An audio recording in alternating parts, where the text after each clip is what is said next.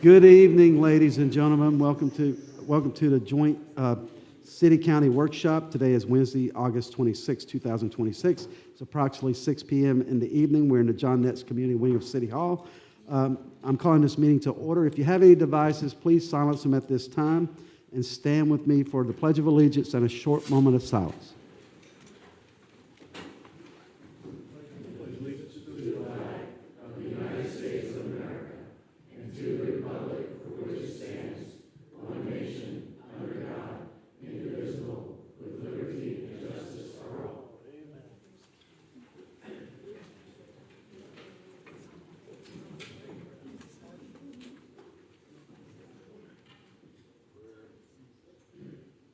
Thank you so much.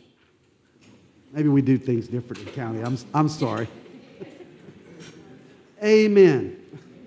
I would like to state this to everyone. Very seldom do we get a packed city hall. So we know this is a hot issue, and people are very compassionate and concerned. But please, be respectful of others. And please do not be disruptive to the proceeding. I ask you that, please. Ms. Cook, if you could call the roll, please. Mayor Norris. Here. Vice Mayor Pontieri. Present. Councilmember Miller. Here. Councilmember Sullivan. Here. Chair Pennington. Here. Commissioner Dance. Commissioner Hanson. Here. Commissioner Richardson. Here. And Councilmember Gambaro and Flagler County Vice Chair Carney are absent. Thank you, ma'am. As with all our public meetings, we have a upfront public participation. This public participation, if you're not familiar with it, is for items that are not on the agenda, specifically for items that are not on the agenda. So if you have any items you would like to discuss with the city or county right now, please come forward, but not the presentation as far as the animal thing is concerned. Anyone have any public comments? No way. Someone's got something to say. Okay. Seeing no one come forward, we'll bring it back to the dais. And we have one item on the agenda, item E, presentation animal control receiving facility. Mr. Fong? Yes, good evening, Mayor and City Council members. Madam Chairperson and County Commissioners. Fong Nguyen, Interim Director of Community Development, and with me is Mr. Luis Mendez.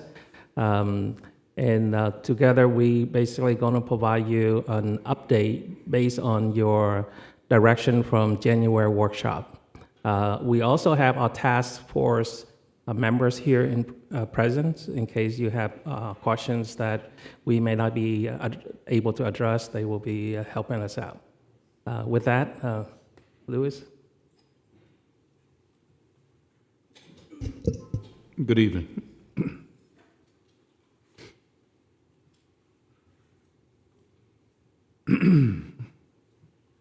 Previous direction to the task force received was to pursue options for animal control shelter services and explore a county-wide animal control unit. Previous county commission and city council direction was to research and recommend solutions to the animal control and sheltering service issues. Task force to address pursuing development of donations site for animal shelter and services. Staff to address exploration of county-wide animal control unit.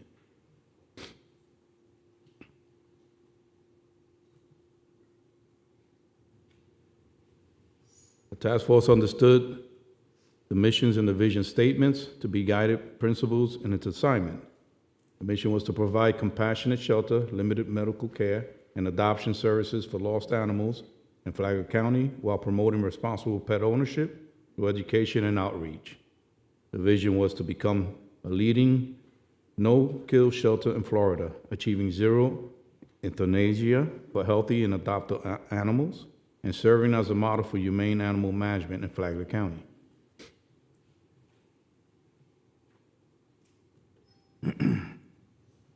The initial assumptions for the task force operated under as it explored the facility size and operating parameters. The initial primary drivers were adequate lot size and minimal shelter capacity needs with options to expand. The initial shelter assumptions was a facility that was a 501c3 operated, need 3 to 5 acres for facilities, 80 to 100 kennels and cat condos, no surrenders of animals, and the goal was to have 100% healthy adoptable animals. The clinic scope was for triage assessment, spayed and neutered prior to adoption for Florida Statute 823.15, and vaccinations required prior to adoption.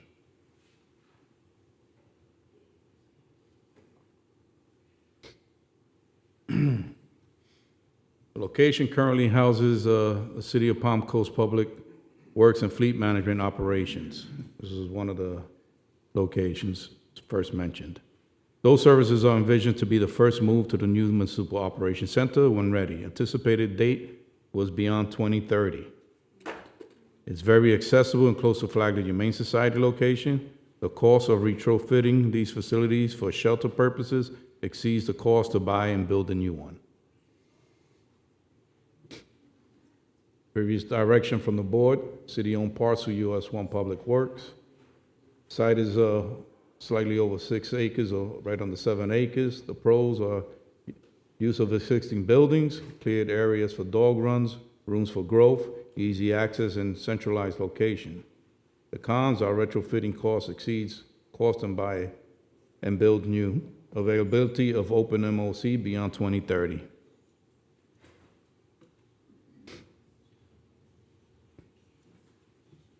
The progress to date, the task force explored and researched several options and initiatives. The city did go out for an RFI and received only one response operating a 501c3 animal shelter. Both county and city are considering matching the $250,000 state grant received. That is the progress to date. Explored and research, Flagler Humane Society expansion, municipal facilities statewide and out of state, explored various building structures and commercial module options, explored development and new demolition site, update state legislative awarded $250 to the Flagler County for shelter development, received one response, as previously mentioned. Funding request, received one response to city request. An interest in operating 501c3 animal shelter and cooperation with the county and city to consider separate state grant match.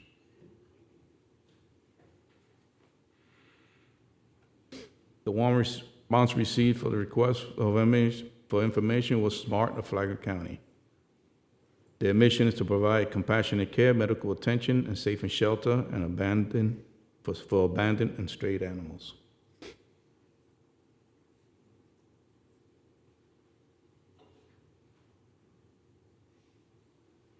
Although the task force envisioned the shelter to be operated by a nonprofit, its daily operation will function more like a municipal animal control shelter. This is a high-volume facility dealing most with owned, lost, or stray animals. The task force recommends that the voluntary surrendered animals continue to be taken to the Flagler Humane Society. As you see in the slide, that this is the anticipated services to the public. Working 7 days a week, 10 to 6, intake and housing, lost strays, triage care, adoptions, outreach, and education.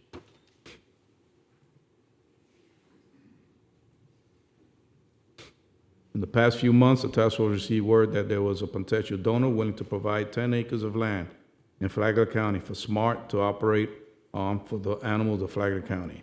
This is the land with pros and cons to consider. The site is 22 acres proposed, use 5 to 10 to develop immediately. The pros is the land is donated, room for expansion, creates north and south options. The cons are that there's no potable water or sanitary sewer, may require lots of fill, and requires a northbound left turn deceleration lane.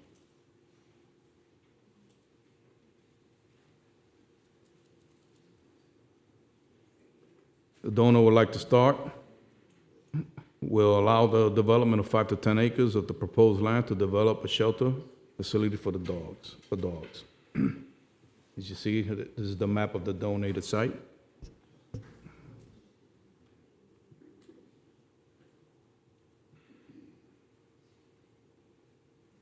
The property is being proposed will need to be rezoned. It is currently in agriculture zoning and will need to be rezoned to a public, semi-public zoning. This is an example of the timeline from receipt of the application and the steps necessary to achieve the results needed. All right, the timeline is as follows. If the rezoning application is received by the county no later than August 28, then on September 16, a technical review committee can take place. Then October 13, the Planning Development Board can take place. And November 2nd, 2026, the Board of County Commission has their meeting.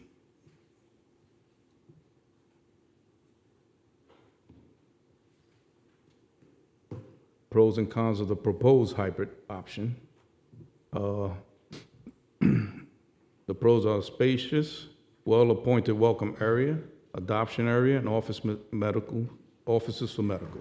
Indoor and outdoor runs, cleaning without dog transfer, drains in every kennel, heating and AC ventilation, feeding water without kennel entry, provides for isolation areas, moderate lead time for completion. The cons are phase 1, 2 environmental studies, rezoning from county agricultural to public, semi-public.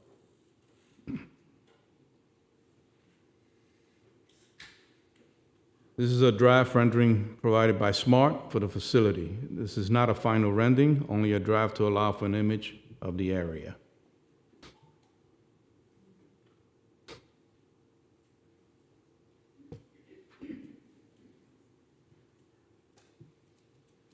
This slide shows the potential cost of the site with a proposed total just over $3 million. It will have 4 20 by 60 12-run kennels, 2 14 by 52 8-run kennels, the main administrative building, and a veterinary building to be combined.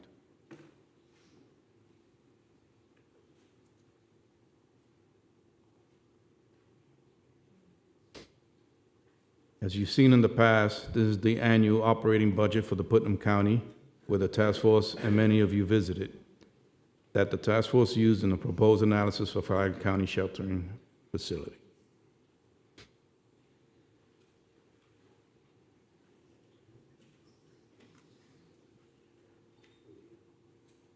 The task force is respectfully requesting direction from each board as the next steps to proceed for the animal shelter servicing.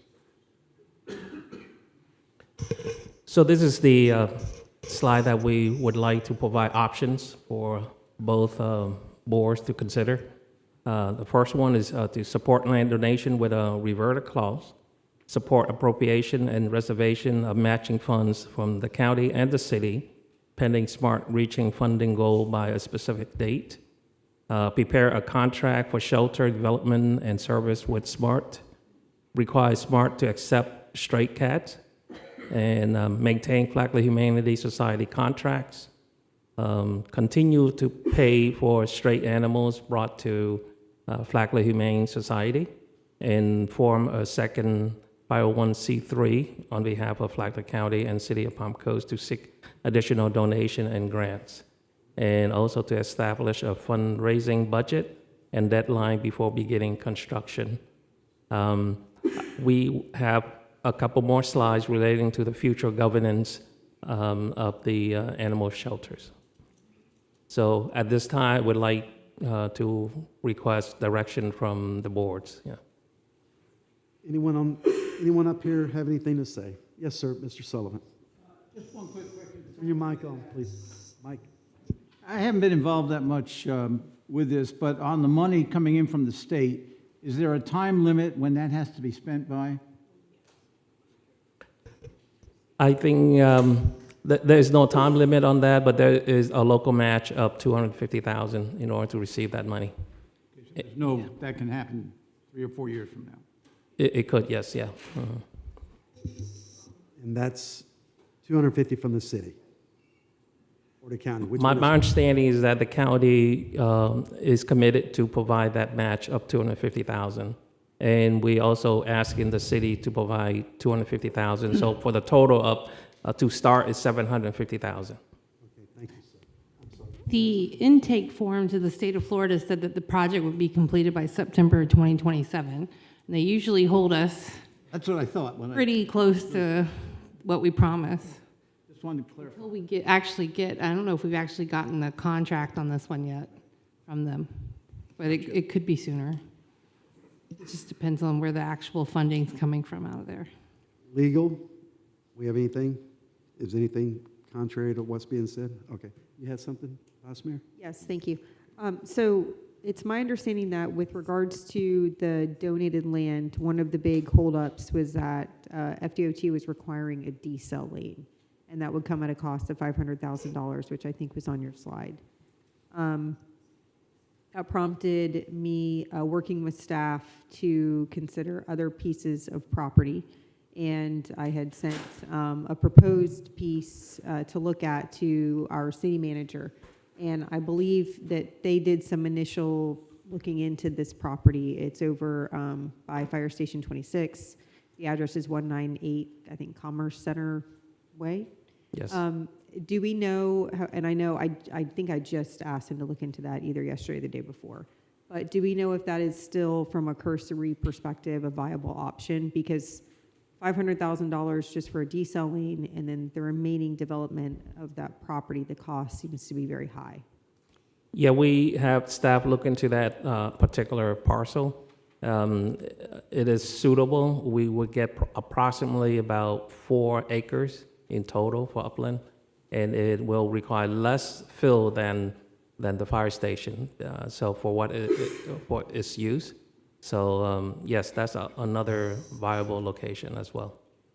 Okay, so do we know how long it'll take to maybe get some type of cost estimate for development of that land? In total, just like the one that we provided to you, it would be similar to the estimate. Can you put it back? Yeah.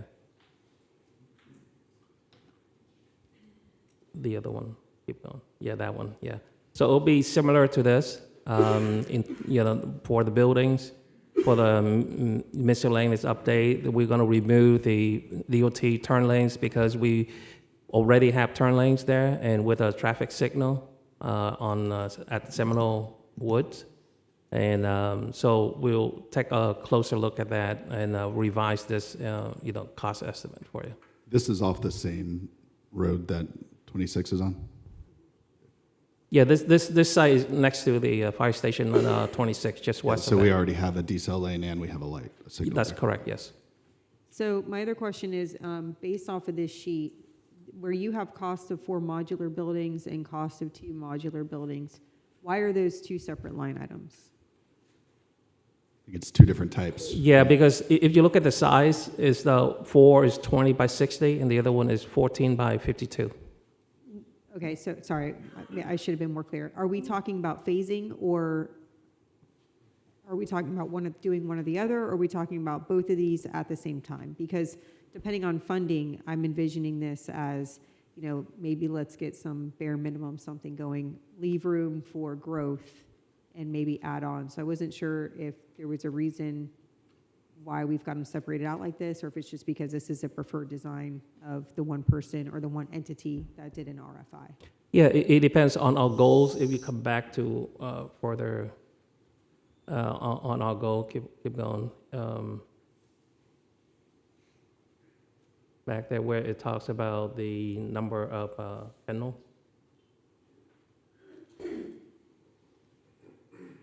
One more. Yeah, here.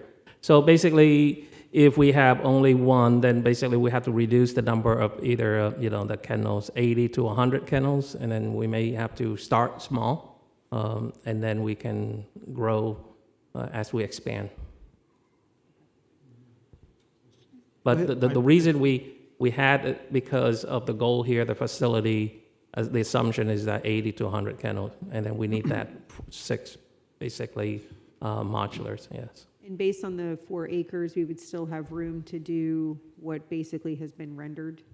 Yes, yeah, we think so, They're both, please. yeah. Yeah, it seems like it, yeah. My question is, it's another basic question. This facility, though, the new facility, would only take cats and dogs, is that right? Right now, the wish of the donor is for dogs first, is priority. But yes, What about any other kinds of animals? Right now, no, it's not slated for that, so. This is a workshop. I'm sorry. If you Ye- have something to say for the rest of the commission. Yes, Mr. Mayor. If we could go back to the cost estimate slide, the contingency line item will need to be updated. It doesn't reflect the percentage of the overall cost, so it will add to the total cost. It says contingency is $20,000. That's probably going to be about $200,000 to $300,000 if it's a percentage of the total cost. Yes, yeah, thank you. And then on the 4 acres, if I remember correctly, you may want to put that picture up so everybody can see it. But it has majority of the site is in front right-of-way or side buffers. It's an odd shape, and it's going to significantly reduce the effectiveness of the acreage. And I'm sure you'll do the due diligence to make sure that everything can fit in there, but just wanted to make everybody aware that it's going to be tight. It may not have room for expansion in that site, but it just needs to be, those constraints need to be taken into account. Yeah, you're correct, Commissioner Dance. It basically is like a triangular shape, so trying to maximize the use of that is going to be challenging, but we have not got to that level yet. We just basically look at in general, in terms of wetland impact and the usable upland, yeah. Yes, sir.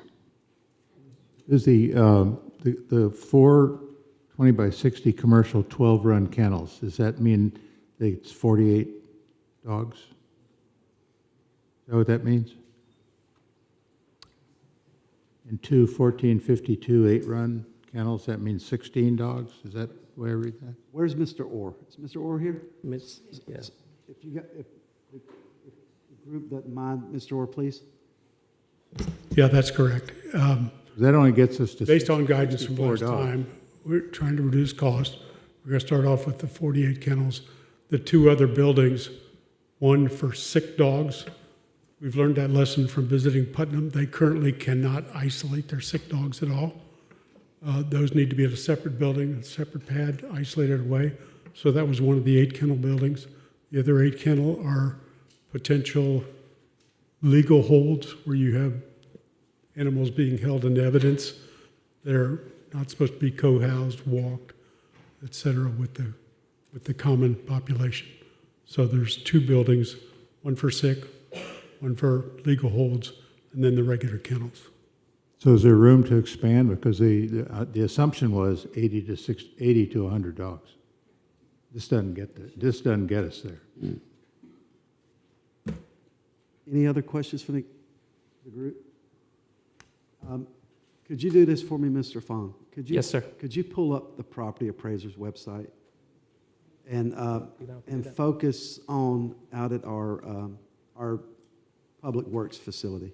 Because this is kind of morphed from what we talked about the last time we met concerning this. Back then, we were talking about dedicating the south end of the public works facility where they used to put debris as a spot. And as they move out to the new mock, once we get that completed, there's going to be more room out there. So if you could please pull up the property appraiser's website. Please, everyone, just indulge with us for a minute. Mr. Chairman, just as we're bringing that up. Yes. And the thought there was, we are having these temporary modular buildings that we've purchased for the utility department. Yes, sir. Admin. It's on US That one, could be used later Later, yes. out there. That's why we decided to purchase instead of leasing. Everybody remember that?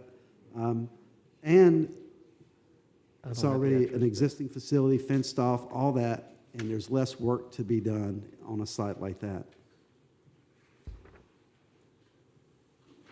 I don't have it. Put in some US.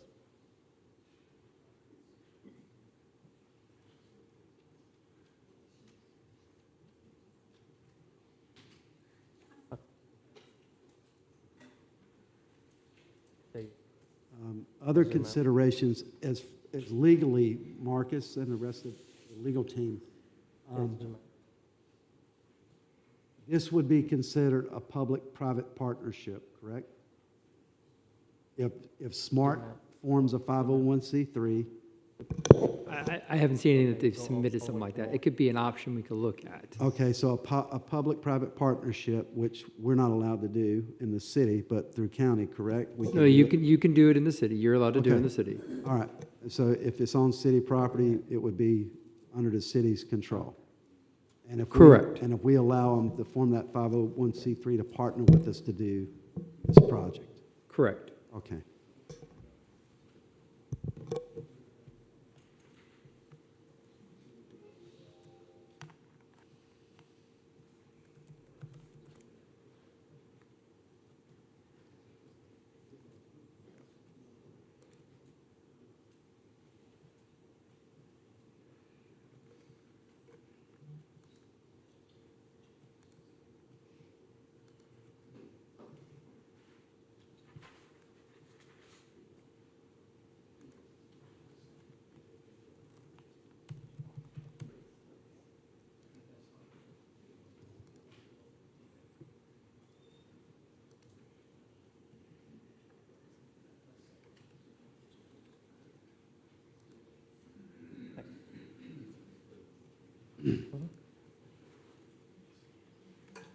I'm on that site all the time, man. Come on, Yeah, let's there get you it up go. there. Yeah, we Click on can't, this one. yeah, we can't remote it open up. in. Okay, zoom in, All right, fine, get us on the, you have to zoom it out. right there. All right, Click on this.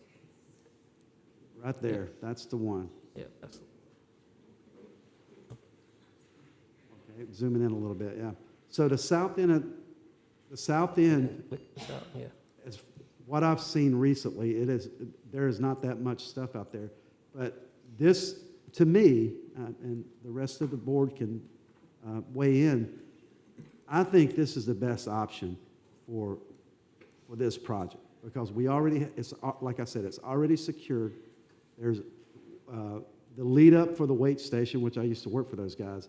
The weight station could also be, there could also be an entrance there. I don't know how that would work as far as putting an access point there. But there's a deceleration lane going into the weight station there on the southbound side. What does the rest of the board think of this site? And, Wasn't there a timing issue with this site? well, no, they're gonna, well, from what Mr. Mansell said, it would not be that big of a burden on them to clear out that start, if I'm not mistaken. Everyone remember that conversation? I thought the mapping said 2030. Yeah, so from what I recall, that correct, Mr. Mayor, what we were told was the south end of this site would be fine. Public Works would be able to accommodate that. There was never any conversation about we had to wait until Public Works exited and went to the mock. We had talked about the capability of them being able to start here. And then as they move fully out, then this property becomes fully available, so to speak. I think what you touched on is probably, in terms of the site, if Public Works, if that isn't a problem, really just the entry, you know, if Public Works is entering from this side, we would need a second entry to make it available for, you know, drop-offs and things like that. That's why I mentioned that decel range, that decel lane, because that little, I guess, dog leg right there, closest to US 1, that right there is where the decel lane is. So, And I'm guessing that's FDOT property, right? yeah, well, we would have to get an easement, I'm assuming, but Mr. Mansell said if we have storms, they could shift some of their debris to the mock site now, just to keep that free for us to use. Yeah. That's the conversation. Generally, that's a staging area during emergency and for debris, right? Yeah, debris. Yeah, so Mayor, basically for this site, the assessment was when the Public Works vacate the offices there, and then we basically renovate. Use and- the other buildings. Yeah, No, we're not even then that's the 2030 timeline, beyond 2030. Yeah, we're not even, that's Right. not even a Yeah, I consideration. don't think, in terms of our initial discussions, that was the consideration. It was, how can we get started as soon as possible? Okay, yeah.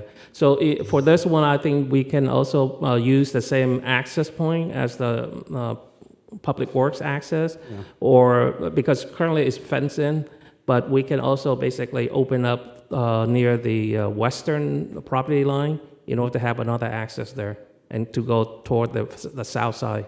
I think we had discussed that too. I remember that. fine. Yes. So, Yeah. Any, Yeah, sorry, just for clarity. So let's say we were to move forward with this site. What timeline could we operate within, and what could we start constructing?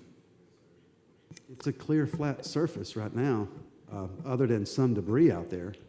Yeah, it would be, basically, we'll take probably some time to just take a look at, evaluate the existing land, where there is, be able to, we need any fill or anything like that, look at the elevations, and then basically, if we have funding, we can basically start construction. It has to go through, the permitting process. Yeah. Sure. This is an Occam's razor kind of thing. This is like, for me, this is like the quickest solution to this problem. Honestly, I don't really, this site versus another site doesn't make a difference to me. What I'm concerned about is making sure that the timing is right, and then the plan for the total build-out is right. So when we're talking about the south end of this property that is currently available, what's the size of that? I have not talked to Matt at all, or with Public Works, but I think it is available toward the south side of Public Works facilities, yeah. No, I understand that, but how big is it? What's the How total? big is the available size right now? The total acreage right now, what is it? Approximately, let me see. Not for the total site, but for just what's available right now.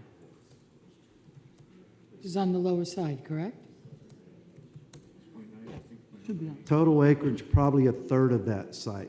Right. It looks about a third. You can probably get. Total it acreage, Yeah. total acreage What's the of acreage this whole thing is about 10. So it's probably about All you 3. do is push the button on the top. So maybe 3 acres. But again, by 2030, the rest of that would be available. Yeah, no, I get that. I understand. I know, what I'm saying is that if we do approach it from a phased result, if we can get something going on this site and then later get to that full build-out of 5 to 10 acres, which is what was feasible. Yeah, but in the initial phase, you still have to have some type of office, adoption center, and vet center, right? So we need to make sure that whatever the plan is, the expanded part that we're talking about would be okay waiting till 2030.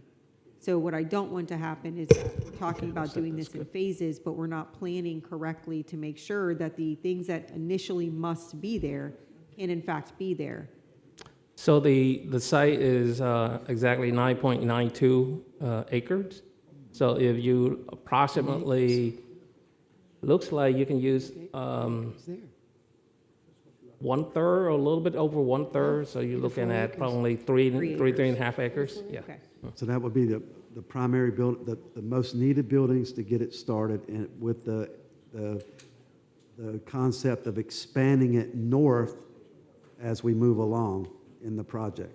Right, and then if we do that, we're also, because of the timeline that we're on versus the timeline of the mock being completed, what buildings would we have at our disposal, or would we not have any until 2030? Can I just, in terms of the exploration that they're modular, right? And I don't know what it looks like, that maybe it can be in one configuration now and then move into another configuration now that you have a larger portion of the site. I'm not sure how much of that site work, plumbing, slabs, those things are permanent structures that prevent it from being realigned into a better, more cohesive design later once Public Works is out.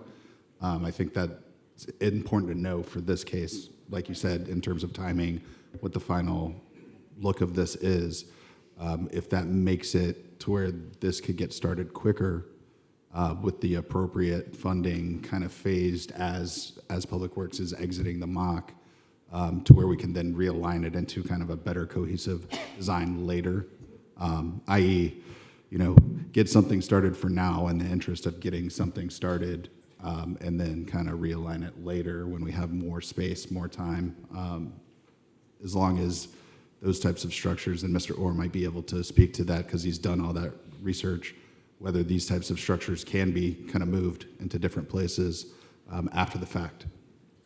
Mr. Miller. Go right ahead. Oh, I'm sorry. City Mr. Miller, yes, excuse me, thank you, Board.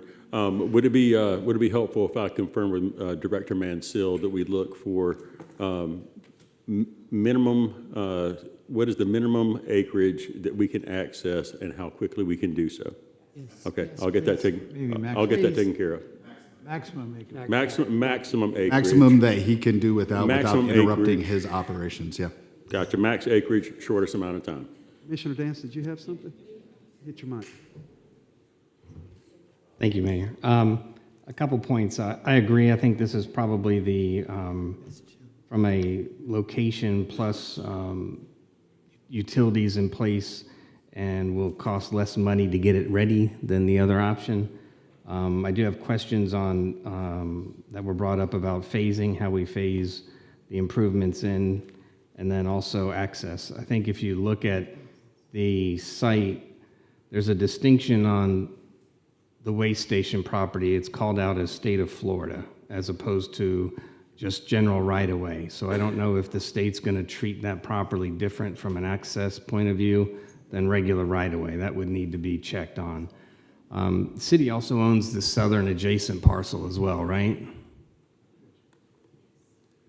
And that butts up to Industrial Drive. Yes, that's correct, yes. It abuts to Industrial Drive, which I don't know if there is an easement across at the end of the cul-de-sac that would allow access into the Yeah, site. there is a cul-de-sac on that north side, yeah. Right, but I don't know if there's an easement on that parcel that would allow us access.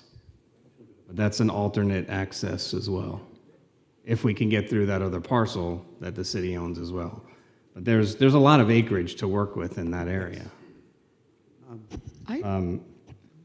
So I think that's all the points I wanted to make in that area. Thank you. I think it would be at best interest for us to look for where we do have room for expansion over and over for the long-term situation. What we're dealing with now doesn't mean we'll be dealing with that 5 years or 10 years from now. And with that space, it looks like there's quite a bit of capability for the expansion. And that's very positive in my mind right away. Yes, ma'am. Pull it back where we had the full view again, Fong. Mr. Orr and Miss Caroline, can you both come up, please? Let's have a little bit of a discussion. Mayor, I have a quick Yes, question. go right ahead. The plans, the future plans you have for all the facilities that are there now, it's a future mock center, right? No. Or what is it that The these are Mox- going to? The Mock Center is going up north. This is going to be available lands for the city. They'll go with that. Is Everything- where they're going, is that fully funded? Or is that a future funding? It's in stages, right? We're still We're working. putting money in every year Every year. towards a lot of- phases. A lot of money into it every year. Mr. Orr, But Public Works would be the first operations to move over. Mr. Orr, what do you think about that idea? Do you think this is doable? We've had this conversation before. I just want to, Well, we did. My recollection is when we were visiting the Public Works site is that we were not going to have access to that back property. We got vehicles moving in and out, heavy vehicles, moving in and out of the area, which is a safety concern for somebody running a shelter and all that stuff on the same site. That was a major concern, at least in the meetings I attended. Well, I think, if we can address an alternate entry and then, run a fence across that to separate you from the public. Fences solve that. Fences could. yeah, actually, that's right, Mr. Orr. If there was a separate fence saying, hey, this way to the shelter, this way into the site, Redirect the no- where you're not mixing that heavy equipment. But Yeah, no, I but agree. we can work on that access point on the south end, which I think we discussed before. Ms. Carolyn, is this something that you're willing to lean forward and work towards and establish a 501c3? Yeah, my support is still there. I mean, at this point, I think we just need to get something going soon for the animals. We are overloaded. We don't have enough fosters for our dogs. We have 7 in boarding right now that we're paying for by the day, and it's very costly. So I'd like to see something moving soon. Hopefully, not 2030, but sooner, that we can get something moving. Okay, let me ask you this. Do you have the support within the community to help you establish the 501c3? You got a lawyer, you got people that are willing to help out? Because when we talked about this, it was a group effort. I remember, I think it was Miss Kathy said, all we need is a site where we can start raising money. Now, if we go with this right now, we have a site, and it's pretty much pad ready. It's ready to be built on. So do you have the support to help you establish a 501c3? I mean, I think so. We have a lot of people that showed up here tonight to show that support. We have a lawyer that's joining our board right now. We have a great team here, and a lot of people that couldn't be here that have the experience and would like to support and do what they can to help our animals. So. Okay, and in the initial phase, just dogs, but you're willing to take on cats as well in the future? We've already discussed it to do it in phases and do the cats as well. Okay, and raising money. Is Miss Kathy here? Yeah. Miss Kathy, you ready to start raising some money? I already raised it. You already lost out on one fundraiser, but I gave it to SMART and to Community Cats. I have another fundraiser on December 4th, which I'd like you all to come to. It's at the community center at 2 o'clock. Okay. I'll say this right now, as the mayor of Palm Coast, I'll pledge $1,000 to help. If you're willing to pledge $1,000 up front right now, raise your hand. Let's see them. Raise your hands. I will. There you go. Look at that. Community coming together. Community coming together. That's what it's all about. Well, and I do just want to confirm that we do have a donor that if something doesn't work out with one property, this donor is more than willing to help with up to 10 acres with a property if it doesn't work out on the property you're looking at. So I think the biggest issue is for that one on the south end is, like Chairman Pennington said, was $500,000 just for a deceleration lane, when we don't have to deal with that on this site. And site development, yeah. Mr. Orr. I would certainly take Mr. Mengel's advice on this. It's in his purview more than mine. I'm an electrical engineer, not a civil engineer. I have visited that property again yesterday. There is a decel lane and a left turn lane at County Road 200. There's multiple businesses already that exist in that area, storage units and everything, that have turn-ins into that area with no decel lane. We were asked to be conservative here and do estimates on what it could cost. I have yet to see somebody tell us we absolutely have to have that. Other businesses in the area do not have it. Like I said, to me, this is like an Occam's razor kind of thing. The quickest, easiest solution is the best. We call that paratrooper logic where I come from. Anything else from the board? Mr. Chairman, just one question. In addition to the $250,000 match and the donation essentially of the land, what other financial exposure does the city have? Legal? No, I think he's asking operational, right? Yeah. Well, just overall building of it and then operation. So in that Putnam estimate, it shows a lot of positions that I think, the expectation is that the 501c3 would carry some of those responsibilities, right?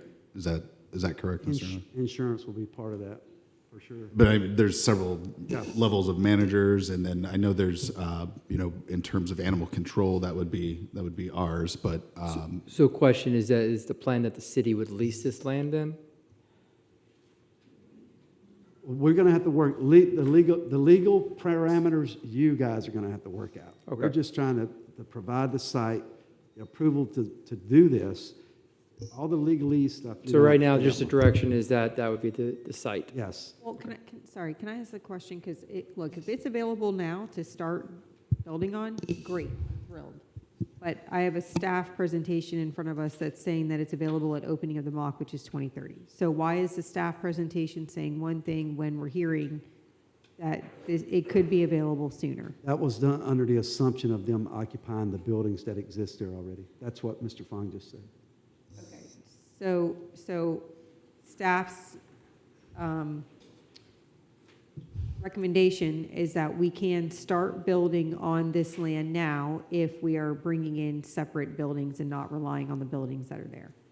Yes, I think that's the assumption, because the option that we presented to you for beyond 2030, because the timeline is not available until the Public Works vacate that and move to the MOC site. And then we have to renovate the existing buildings, and then the cost of doing that is basically exceeding just purchase outright modulars. So that's more part of the option. But if we basically, let's say if we are able to use 1/3 of it right now and have access that is good for the access there, then we can provide probably several modulars in right now. And then part of that, I don't know the capacity of Public Works, but maybe administration could be shared for now if we don't have the funding in order to put basically an office building there. So we have to evaluate all of that, yeah. Yeah, I just want, like I said, I'd be thrilled if we can move forward sooner, but I don't feel like we have enough. Let's go ahead and explore that, but we definitely need to, and it's unfortunate because it's hard to wrangle all of us for a meeting, but we need more information as to what that looks like. Certainly, yeah. So do we know timeline-wise how long it would take to kind of get more information to us about this to move forward and make this an actual viable option? We probably can bring it back, based on my estimate, probably about in 2 months, we can bring it back to you. Yeah. Okay. So just for clarity, the two main things that we need to know is how much of this space can Matt do without? And then is there a viable option for a separate exit, right? Those are really the two things, I think. My understanding, because I looked at this years ago, probably 2-3 years ago, and we discussed this, we would not be able to have access from US 1 because of the proximity to the wake station. So from my perspective, the fact that we also own that adjoining parcel that Commissioner Dance pointed out, I think that gives us some more options potentially, either connecting through that cul-de-sac, right? There's a limited amount of land right there in front of whatever this building is at the end that potentially we can try to get an easement through to extend that road. It also, that second parcel presents an opportunity for even further expansion unrelated to the MOC timeline, right? Because there's trees and land there that possibly could be cleared to add more buildings and things like that. So it also allows for the creation of the fence across the north end of whatever usable space that we have, so it segregates this from the current Public Works operations. A heavy equipment field is not a safe place for anybody to operate in. The people that do it do so at risk all the time, and they're trained to deal with that. So I wouldn't want to put, people operating an animal shelter in that situation at all, especially with dogs and things like that. Through the mayor, let me pose these questions here. So if there is access through the south right here, through this area. Yes, sir. Would you prefer to develop the certain portion before we engage into the 1/3 half of the current public facilities? I think all we would have to do is do Just the road. A road for now, I wouldn't worry about the site development of that second piece until we know we need it. Okay. Get to the usable space first, and then figure that out later when we have more funding to do more site development, maybe more expansion, et cetera. And also, as Mr. Mansell and his team move out, those other buildings could be repurposed to go along, to refit them to help the shelter. Also, we have the other ones that are going to be at the utility department that we have, well, not pledged, but we war gamed it as far as, you know, them being part of this in the future. So I think this is the best option, and I don't know what the community, we'll open it up for public comment, see what the community thinks, but I think this is the most viable option for us. Hey, Mr. Mayor, I just saw, sorry, so the utility ones that you just referenced, once those are anchored to the ground, they cannot be moved. So Again? the utility building modules that you just referenced, once those are anchored, they will not be able to be moved. The ones that we're buying? Yes. Who said that? In conversations, they will not be moved. And once they are anchored into the ground, yes. That's not our, no.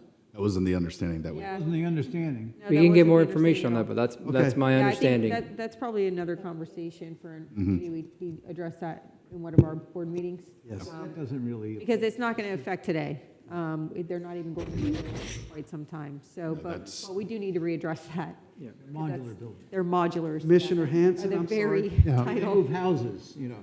Yeah. Yeah, if you can move an antique house, I think you can move a fabricated building.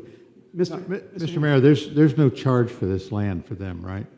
There's not, as There's far no as rent or anything like As that? far as I'm concerned, Okay, I good. don't see it. No, I mean, for instance, Indian Trail Sports Complex is under a lease, right? To a nonprofit organization with We have a- consideration for $1 a year, We have right? an agreement, yes. So, you know, we can look into something like that, to where we retain ownership of the land, but it's leased. It has stipulations of the lease and use, but there's consideration that makes it a legal lease. And that's the revert clause. Commissioner Hanson?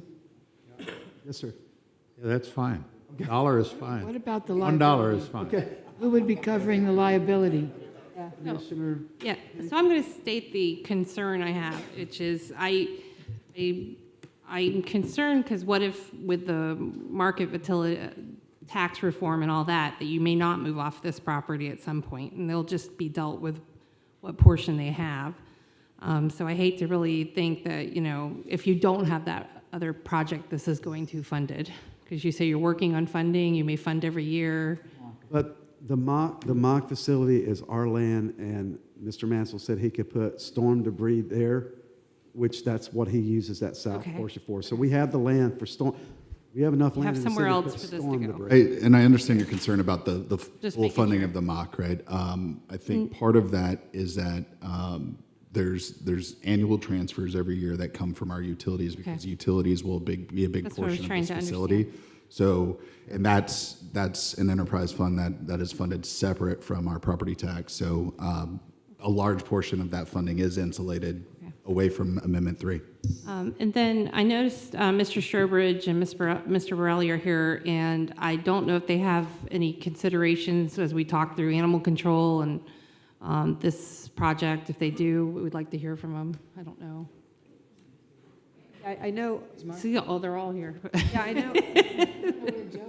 Well, from my perspective, there's two pieces of this, right? There's how are we going to move forward with another shelter, but then also animal control.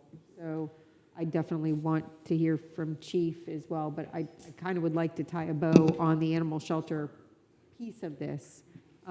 Sorry, Chief, to make you sit back down. So if we're going to, if consensus is to move forward on this piece, knowing that we have about a third of it, we're going to have plans to expand, we certainly need to make sure that the way that it's designed is with that intent in mind. Do we know from a price perspective, have we looked at what design will cost? Just design. Do we have kind of a roundabout idea? Because we have to talk funding, right? We have to figure out how we're going to fund this. Are you talking about design for the site itself and Correct. including all the buildings? No, we don't have that number yet, so. Do we know, based on similar projects, what that would look like? I think we have an estimate roughly go back to that. I don't see design anywhere on the cost sheet, that's why I ask. Would you put it at, Mr. Orr? We still haven't decided. Go ahead, Mr. Orr. Question here. We've got a considerable pro bono effort going on by Stephen Wilcock Associates doing the input for the zoning change of the county. Do we want to stand down on that Yeah. So, rather than have them continue? They're doing this pro bono. Mr. Fong, what kind of, will we have to do any type of zoning changes to the property? I'm sorry. I'm talking about the donated. Oh, well, if we come to a consensus that this is the best place to go, that would be, you can, Stand down. yes, stand down on that, yes, sir. What you got on the design, Mr. Fong? Yeah, part of the cost estimate did not include that, only includes site preparation, 500,000. But I'm not sure that was included as a design or not. But these are modulars. Basically, we can basically, drop it in.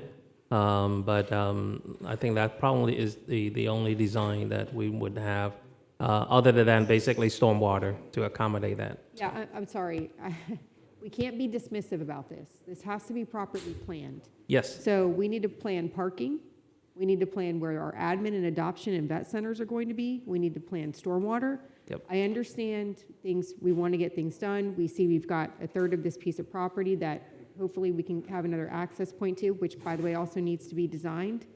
So I think we need to approach this, whether or not you have somebody who's going to donate services, maybe staff needs to get back with you guys.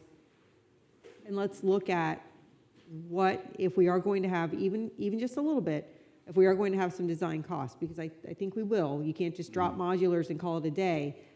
We need to plan for that.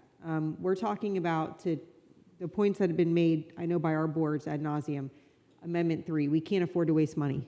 So let's be very diligent and orderly about this. I think it's good that it seems we've landed on a site. But I think the task force needs to get back with staff and let's look at resources in the community, see if we can get some work donated from, other service providers. But let's make sure we're engaging in proper design the way we do other projects. Commissioner Dance has something? Not Mike, Commissioner.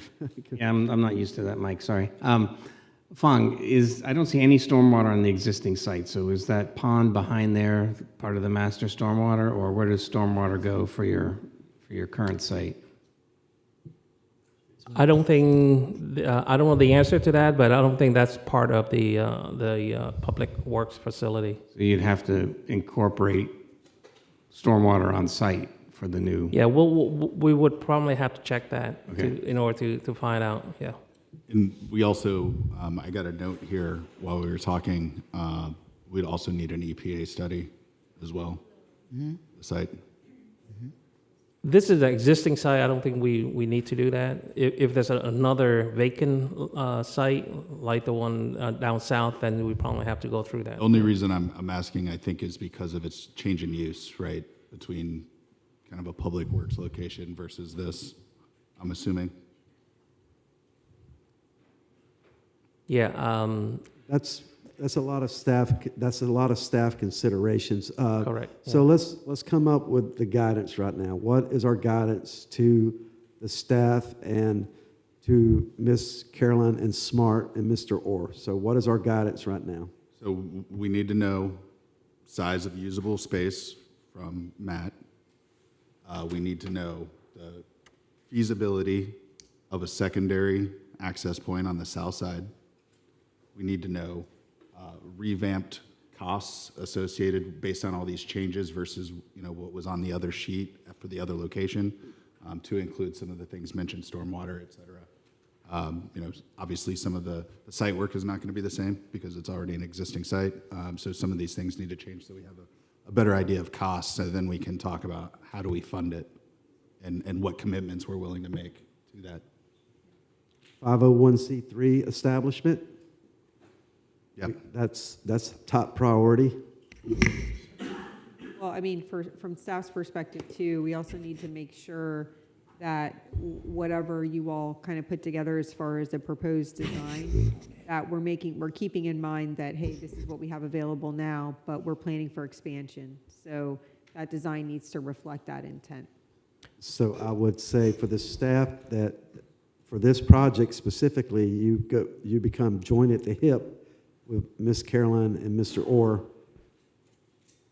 on what they want to design and who's going to fund that part of it. Correct?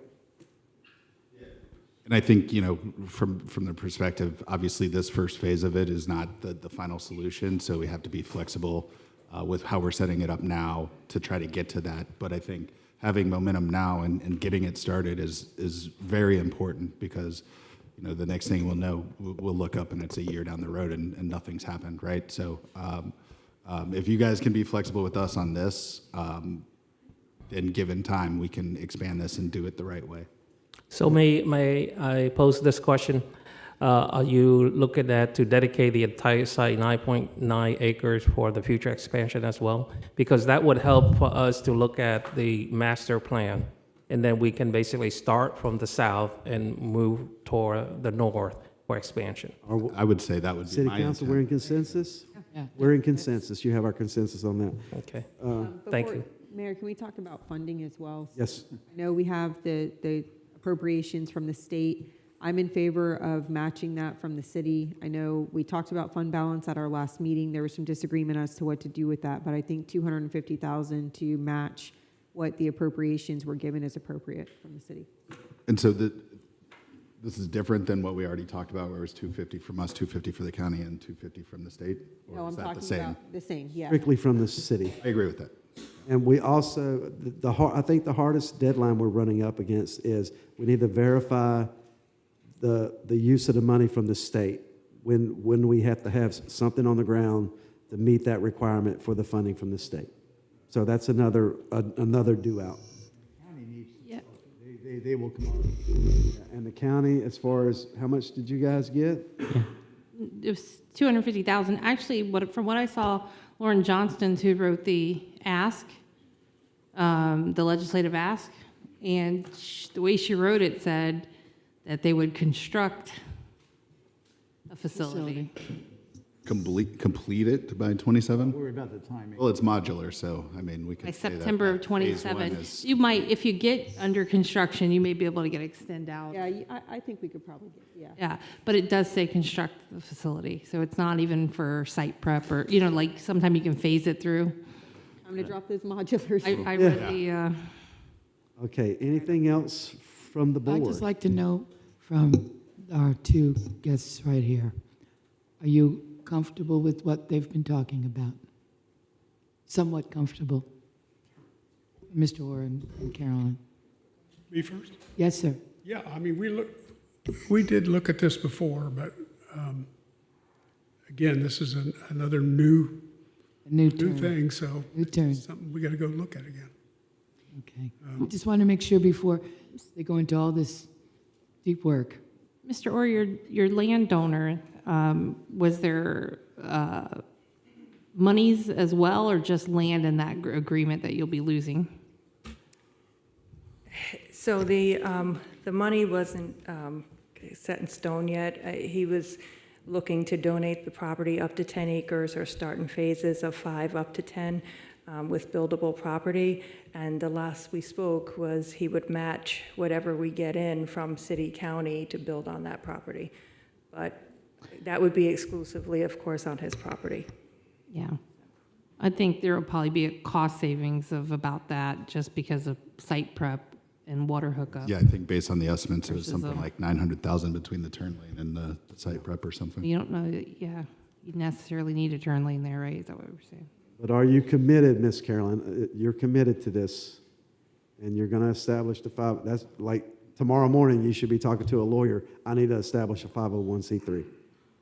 So definitely committed. We would have to work through all the kinks and know, I mean, if we're going to fundraise and we're going to cover the buildings or help cover the buildings and buy buildings, we would definitely need some security as far as the land. And we don't want to buy buildings and put it on city land and something go haywire. So we would definitely need some commitment and it structured the right way to continue down that path.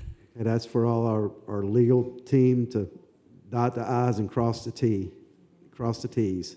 I think from a design perspective too, that's what I'm hearing, is that we need to make sure that what staff puts together in conjunction with you guys is going to work from a logistical standpoint and an operational standpoint. And again, to ensure that it is flexible enough that in the future it can be aligned into whatever that final design looks like, so that you guys have the facility you envision versus this temporary phase one of it to start. Right? I want to make sure that it's not just like a jumble of buildings that doesn't work well together. And from the hands that were raised in this room and from the dais, you already have committed from this room alone at least $10,000. Did we take a picture of that, Mr. Mayor? We got it on video somewhere. But yeah, just as soon as you have that, let me know so we can write the check. The other thing to make this palatable and able to do is maybe perhaps the city and the county general services can offer sweat equity from our teams to do site prep, things like that. We just built a 4-H barn, our Bull Creek.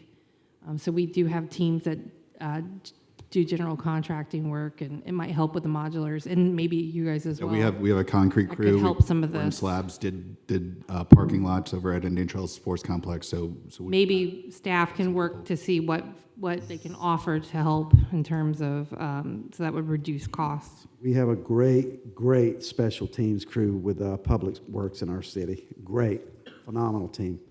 Anything else from the board? Not on this topic, Mayor. Okay. I would like to ask for a little bit more in terms of direction. So when we bring it back, we I imagine you want a new estimate based on the Public Works site.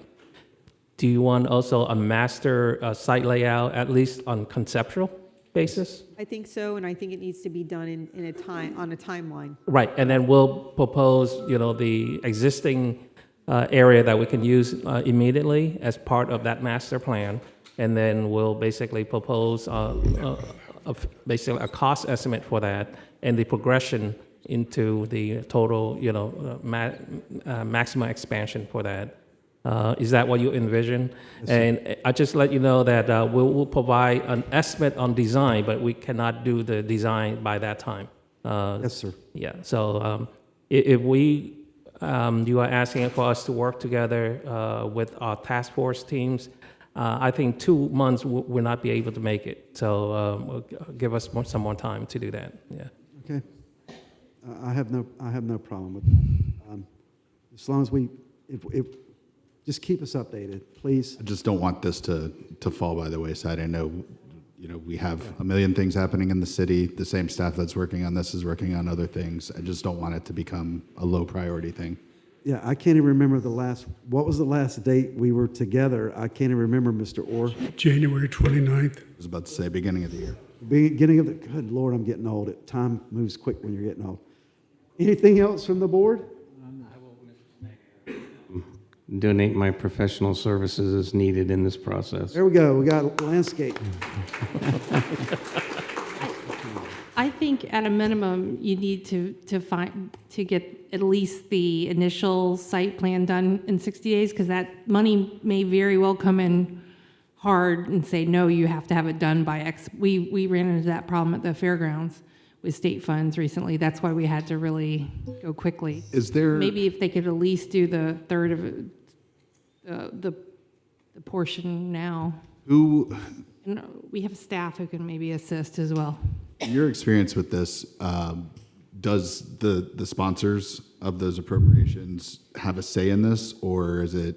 We have seen money come in from different, it depends on the entity assigned to fund it at the state level, and then that entity may have that money tied up somewhere else, and it has a hard stop, like we're gonna lose this from the federal level, or. Right, so we're it's gonna lose coming it. in from Yeah, somewhere else. so we've had Florida Wildlife came in, they were like, you've gotta get this done in 1 year. I think You it's told a- us September of 27. It's important to explore that, and so Yeah. we know, is this a hard line, or So at is least there a get way to be something flexible on this? going, because you may find you've got a very tight deadline. hard deadline. We'll work to We'll work figure with- that out as well from our sponsors. Yes, ma'am, Madam Chair. We'll Yeah. work together and get that question answered. And you got all the do-outs or the guidance, Marcus, that we just spoke about? Yeah, Mr. Nguyen and I will work together. Okay, thank you. Anything else from the board? Okay, Mayor? yes. Um, Ms. Fong, yes. we still have a couple more slides relating to future governance, if you would like to hear us out. Are you talking about for the animal control stuff? Yes, sir, yeah. Or even for this location that you are looking at Public Works as well. Okay, well, let's go ahead and cover it. Have a seat, Mr. Orr, Ms. Carolyn.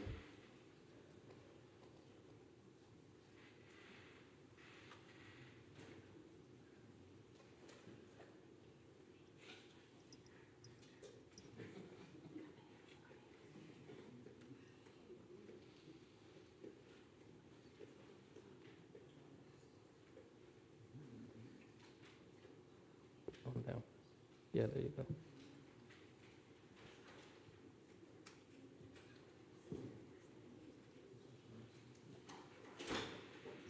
While you're searching, are we going to hear from the officers that we requested to come up and say what they might have thought?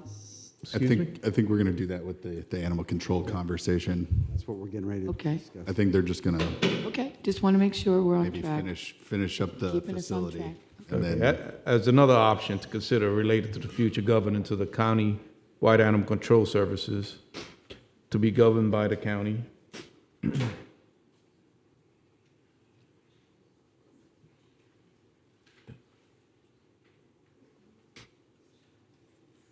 These are the current costs for the city expends for animal control. 2 officers, 2 administrative techs, fully burdened to include vaccination, vehicles, maintenance, and office equipment costs. Staff has been very frugal, and for the required yearly training, staff has always taken free courses.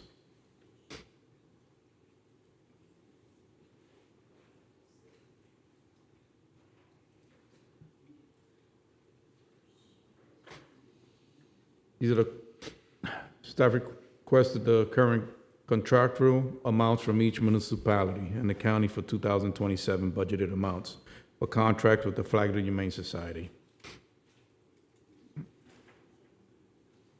The top 4 numbers are accurate, up to date. Beverly Beach and Marineland are basically current estimates.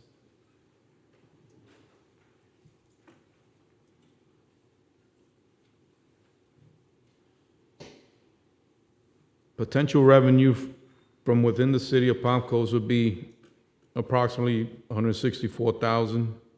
This represents the total of number of animals licensed today in Palm Coast. An analysis was performed on what each municipality paid towards animal services from taxes in addition to contracted Flagler Humane Society contract.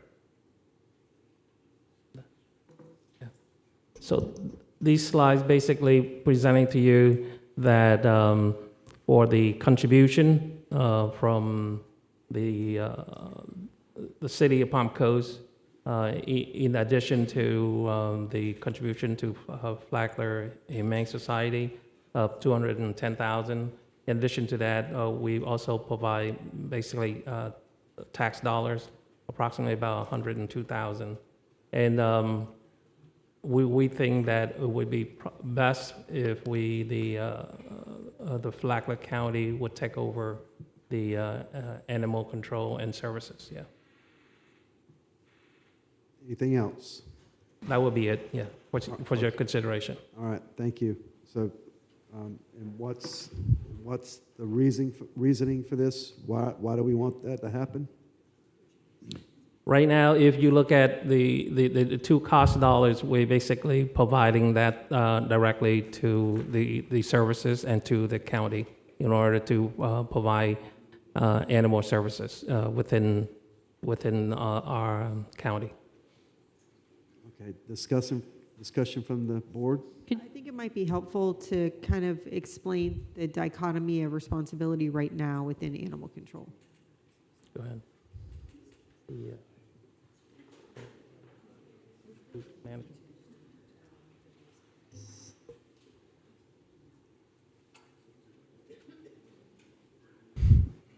Well, currently, obviously we have a contract with the Humane Society, and that's where we take out dogs for most part.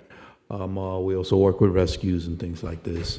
Currently, I have an operation of 2 animal control officers. We only work in 6 days a week, and we only work in business hours. Anything after that is usually handled by the Sheriff's Department or the rescues after hours. Could you please go back 2 slides to your annual cost?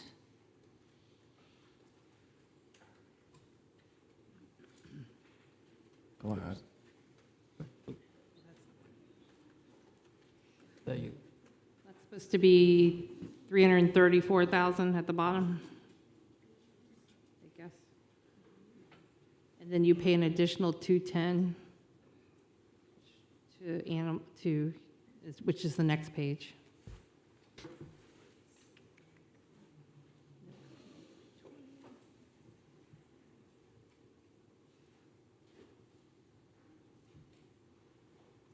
Well, we're kind of talking about 2 different things. So the contract with the Humane Society is what we pay them per animal to take in. So basically, we've budgeted $210,000, or we are anticipating to budget for fiscal year '27, $210,000 that we pay the Flagler Humane Society for animals Sheltering. brought there and sheltered. Correct. The previous slide was strictly for the cost of our animal control officers, things of that nature. So that is, how many vehicles do we have right now? Currently, we have 3 vehicles. 3 vehicles, and we would give those, obviously. Yes, we would definitely, turn over the vehicles, any animal control equipment and things like that, yes. So We also contemplating providing 1 year of basically for the salary of all those 4 current staff. So a transition period. So basically what we're asking is, we want animal control to be strictly handled by the county. We're willing to give up our assets that we have for animal control, but we want them to take over in whole the function, and we're willing to fund at least the first year up front for cost of staff.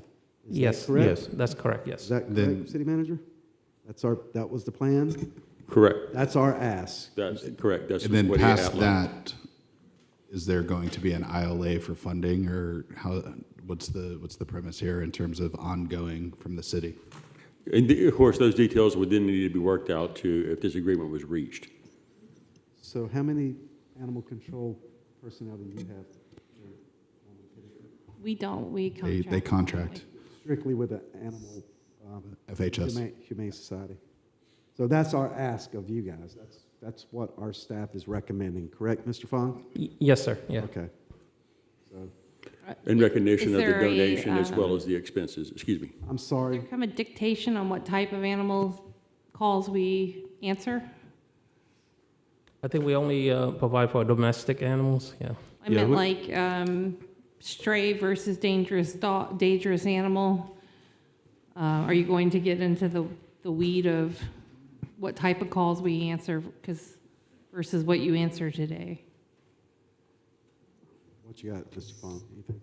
I guess the question is, what's the difference in the service level that the county currently contracts for versus what we do in the city? And would we be willing to equal your service level in our ILA versus dictate that we won't take on whatever the extra stuff is that you may have in your service level? Is that what we're asking? Animal control's 24/7 right now through Your our contract. contract, yeah. Well, will the ILA specify how much a year you would reimburse us for doing the service? We have to. That's what we'd have to work out. Now may we hear from the sheriff's office? Yeah. Yes, I think it's the appropriate time. Come on up, Chief.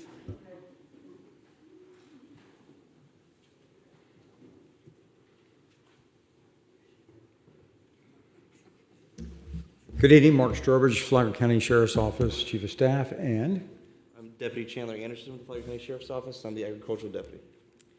And currently, we have one, actually, in our new budget, the 4 new positions approved by the county, we'll have a second person doing that job. Here are our points of consideration when we talk about animal control. And currently, how it works today is if we are out there on a dangerous animal, we call the Humane Society, they meet us there, they take the dog after hours. So our points of consideration for public safety and the welfare of animals is that we have to have after-hours response. We arrest criminals, and we unfortunately find abandoned animals. Recently we've had more than our share of abandoned animals in storage facilities and garages and such. So we need a routine ability to go after hours and handle those things with animal control.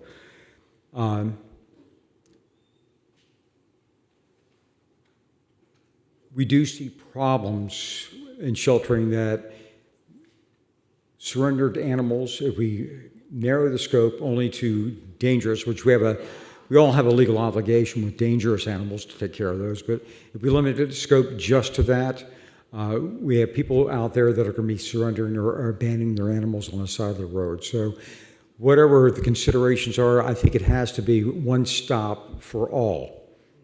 Surrendered animals as well as animals that are taken as a result of investigations or other problems. So those are our considerations we ask you to think about as a part of all of this. Any follow-ups for Chief Strobridge?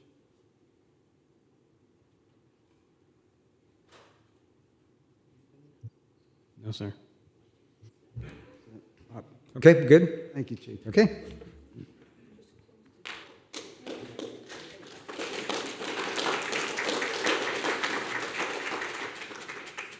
So that is what our ask is. You know, we don't have to, I guess we don't have to make a decision tonight. It's just, we're putting it on the table to say the way we think it should be run as far as animal control. I've Yes, sir. had consistently feel that we should have one group doing animal control because it just gets too complicated for some of the reasons we just talked about. And therefore, I have always been in favor of having one organization do animal control. Well, in most of the counties in Florida, I think it is handled through the county. If Right, and I our think research is right. And I'm There's a lot of currently, I different agree with flavors. the proposal from the city. Yeah. Right, so I think at one point when we had this conversation, maybe the last time we had the presentation on kind of our total costs, because at one point it was the opposite way that you were considering, you know, the city handling county animal control. And I think you made the same point then, Councilman Sullivan, but I think you had asked if anybody's ever had any conversations with the city of Bunnell and Flagler Beach as well, in terms of trying to unify this under one specific animal control policy group, whatever. As I remember, Ty, that when we had that conversation, either the last meeting or the meeting before that, someone, I thought, from the county or your group that was working this was going to contact Flagler Beach and Bunnell just to let them know what was going on, so they could kind of be aware of where we're headed. Yeah.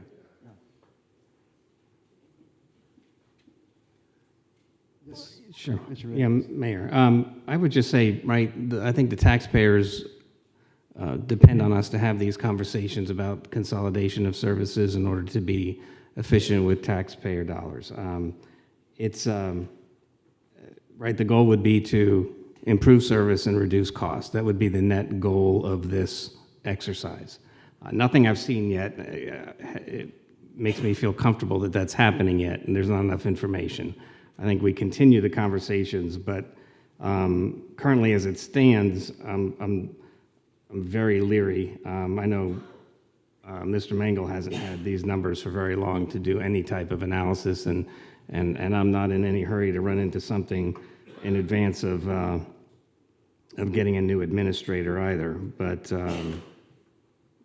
I think you know, we owe it to continue this conversation and see where it goes. But we're not anywhere near close, in my mind, to making a decision yet.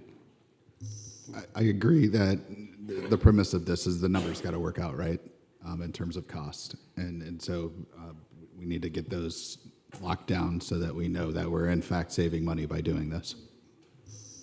I think if we can at least come to a consensus on what consolidation would look like, first year one and then moving on from there, at least giving our staffs the ability to work together to see what the ILA would look like, what the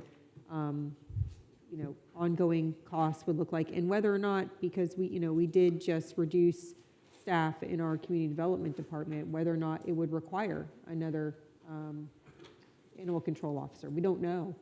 So, just to maybe give them that liberty to explore this more, I would appreciate that, because I do think that even though we don't have the numbers in front of us, I agree with you, Commissioner Dance. I do think that it would probably ferret out to be a little bit more efficient if we could get it under one roof. But you're right, though. We don't know at this point. No, I agree that yeah, we should continue and try to see what this looks like, and then if the numbers work. So the guidance would be, if the county agrees to have staff work together to come together to figure out the best way forward as far as funding, and find out the feasibility of putting it under the roof of the county instead of the city, and splitting operations as far as the Humane Society and the City of Palm Coast Animal Control.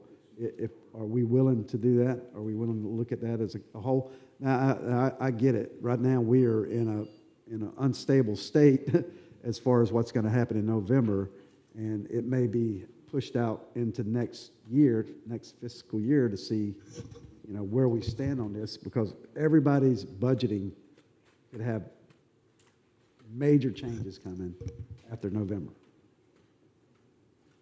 We can take it back, because we should be, at least in theory, we should be talking about consolidation of services all the time in a lot of areas. So we could take it back and work it, but it may also be a change to service levels in some areas. That may be part of the discussion.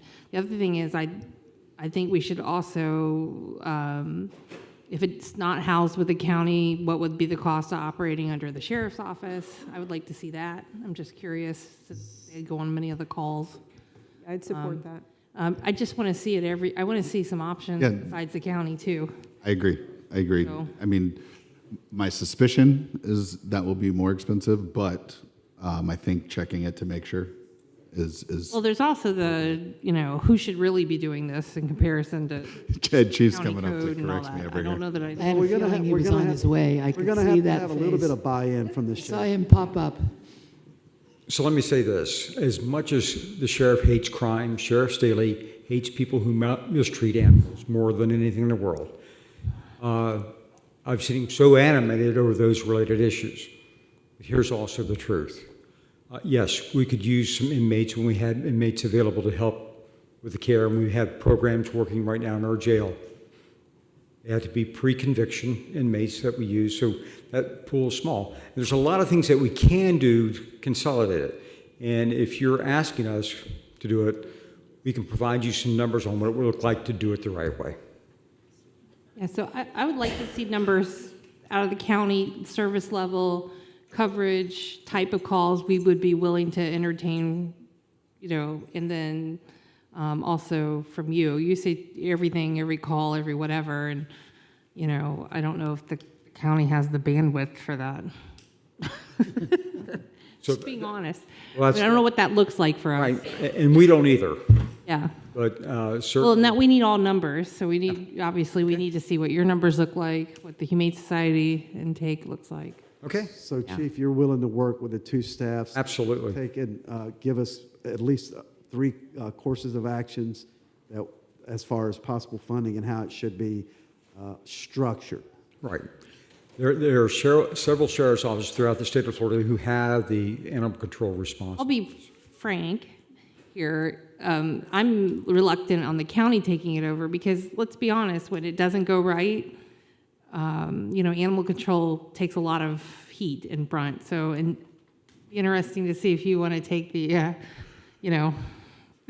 If the sheriff has the opportunity to do it Yeah. right with proper funding, that would be the way that he would do it. Yeah. Okay?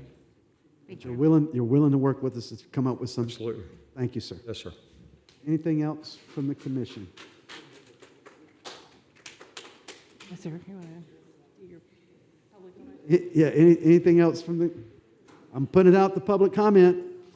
All right, so now we're going to open this whole matter up to public comment. So if you have any public comments, please come forward.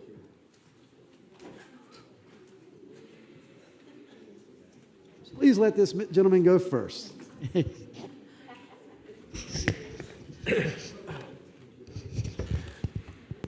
Sure. Sorry. No, here you go. Okay. Yeah, when I was growing up, my mom used to say you can judge a person by the way they treat animals. She passed away, but if she was here today, she would say you can judge a city by the way they treat animals. Okay, now, we all know that people who abuse animals can grow up to be violent criminals, even serial killers. But what about someone who leaves a dog in a hot garage? How do we know that they won't leave a child in a hot car? So we've got to do everything we can to make the city of Palm Coast safe for animals, and that'll make it safer for our citizens. That's it. Thank you, sir.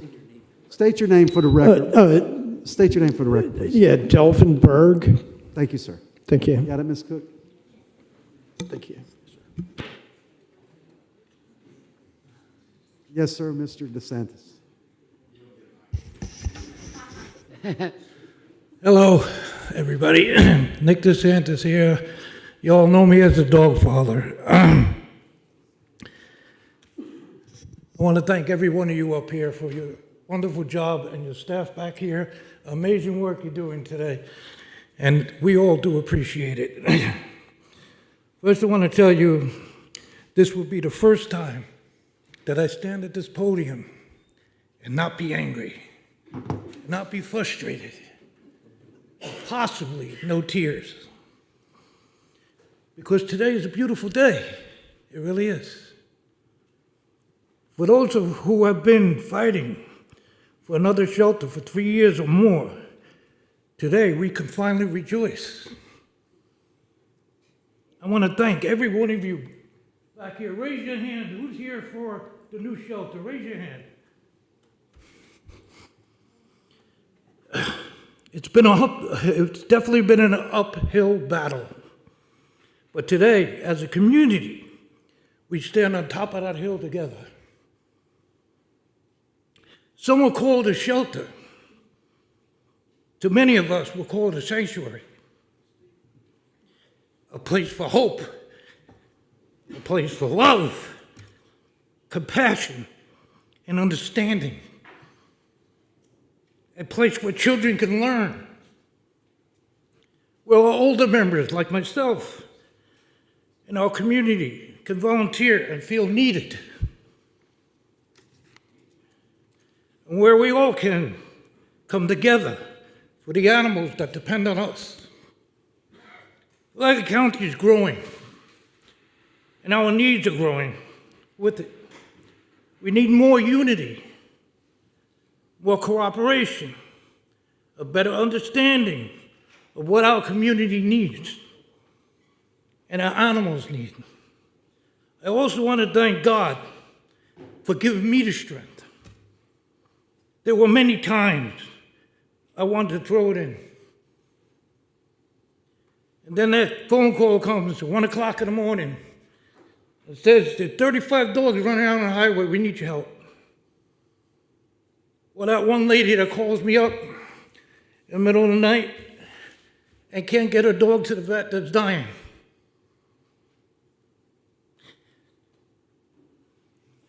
One day I asked God, I said, please, just give me a little time to heal. He did. He gave me 48 hours. 48 hours of peace. And what happened? Cat knocks on my door and says, Nick, I heard you're going to take me home. And I did. All the way down to Georgia. All the way down to Atlanta, sorry.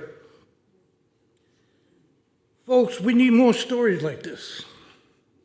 In a new sanctuary/shelter, will be the beginning of thousands of beautiful new stories. Thank you, everyone behind me. I want to thank you all again. And thank God, we finally made it to the top of that hill. Godspeed, and remember, the dog father loves you. Thank you, sir.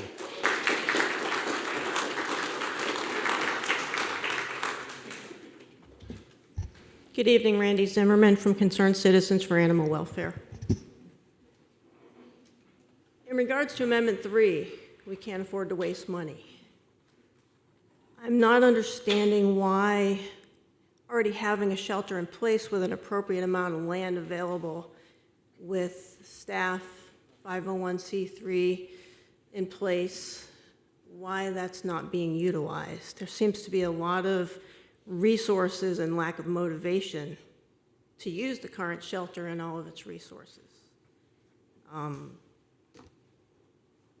Has anybody done a cost analysis on expanding the current shelter versus opening a new one that has so much uncertainty, like the possibility of becoming a 501c3, that we may be able to establish funding, that we may accept cats at some point, that donated land that comes with a cost of approximately $900,000 worth of expenses? You know, I was taught that free gifts aren't always free.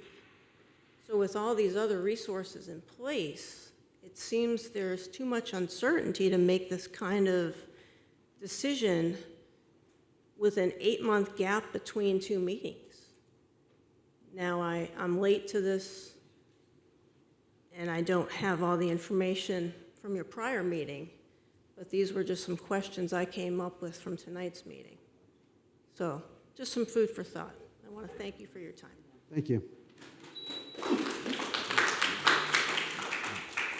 Yes, sir. Hi there, Jeff Jacobs, Toby's Paws of Anarchy, Palm Coast. I admire Carolyn's mission. Taking on cats when you're a dog rescue, cats and dogs do not behave the same, something completely different.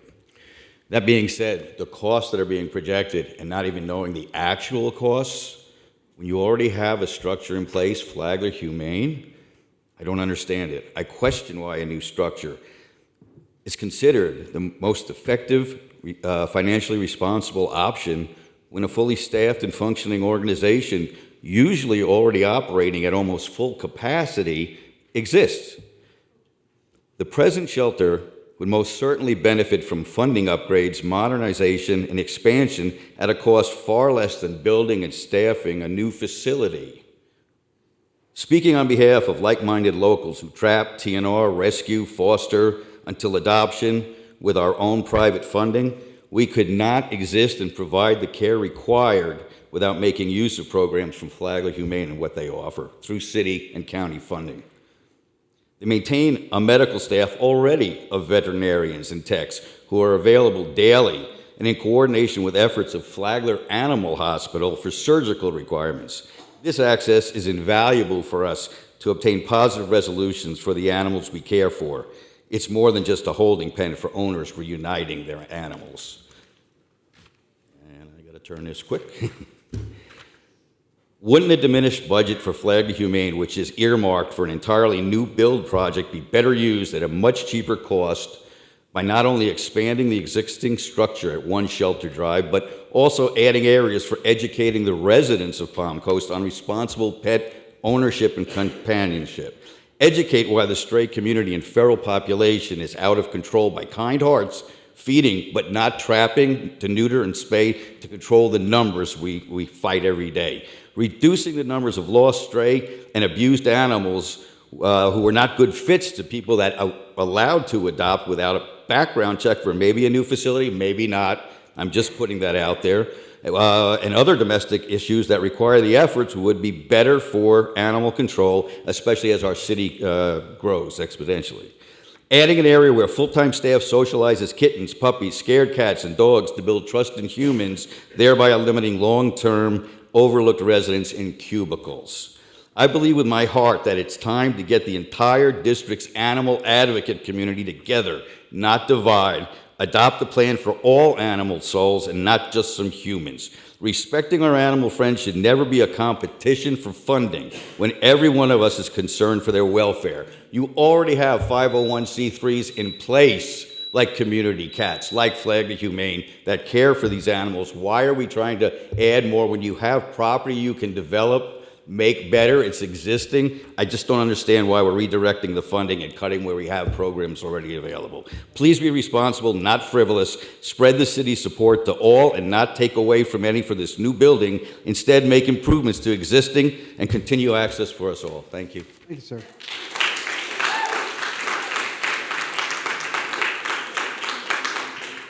Yes, ma'am. Thank you so much for allowing me to do this. Let me talk to you about what SMART does every day. State your name for the record, please. Rachel DeMarsico. Thank you, ma'am. She saves lives. SMART responds to dogs that are abandoned, abused, injured, severely neglected, and have nowhere else to go. Gives them a path to safety, recovery, and a loving home. She takes the hard cases. Many require emergency care, surgery, medication, rehabilitation, foster placement, patience, significant time before they're ready for adoption. And rescue is only the beginning. Caroline stays with these animals night and day, recovery through their rehabilitation, with the goal of placing them in a safe, stable home where they can finally thrive and get the love they deserve. She has built a community around this mission. Volunteers, fosters, adopters, private donors, local supporters, giving their time, money, hope, skills, resources, because they believe in Carolyn and the work that SMART is doing. There's already a proven network that multiplies every dollar. Local businesses are true partners. SMART has built close, trust-based relationships with so many local businesses that actively support the mission and step in when animals need help. East Coast Veterinary Hospital is a powerful example of this.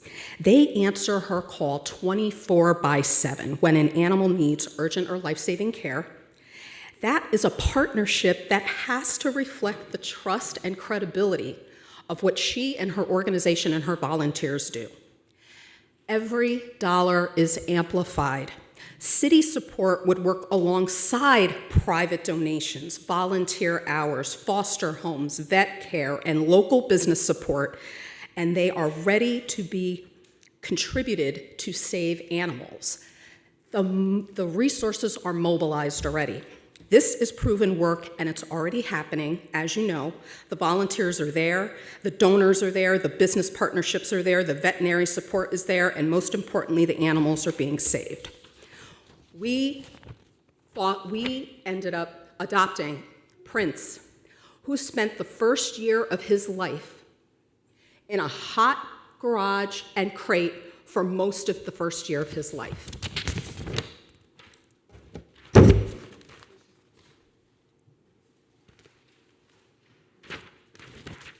This is Prince now. He is a shadow of what he was, and through love and care and the support and the trust that SMART had in us, we were able to bring him back. That is what she does. That is what the volunteers do. We raised our hands. Thousands of dollars will be spent. We are committed as much as Caroline is. Thank you so much for allowing me to talk with you tonight. Thank you, ma'am.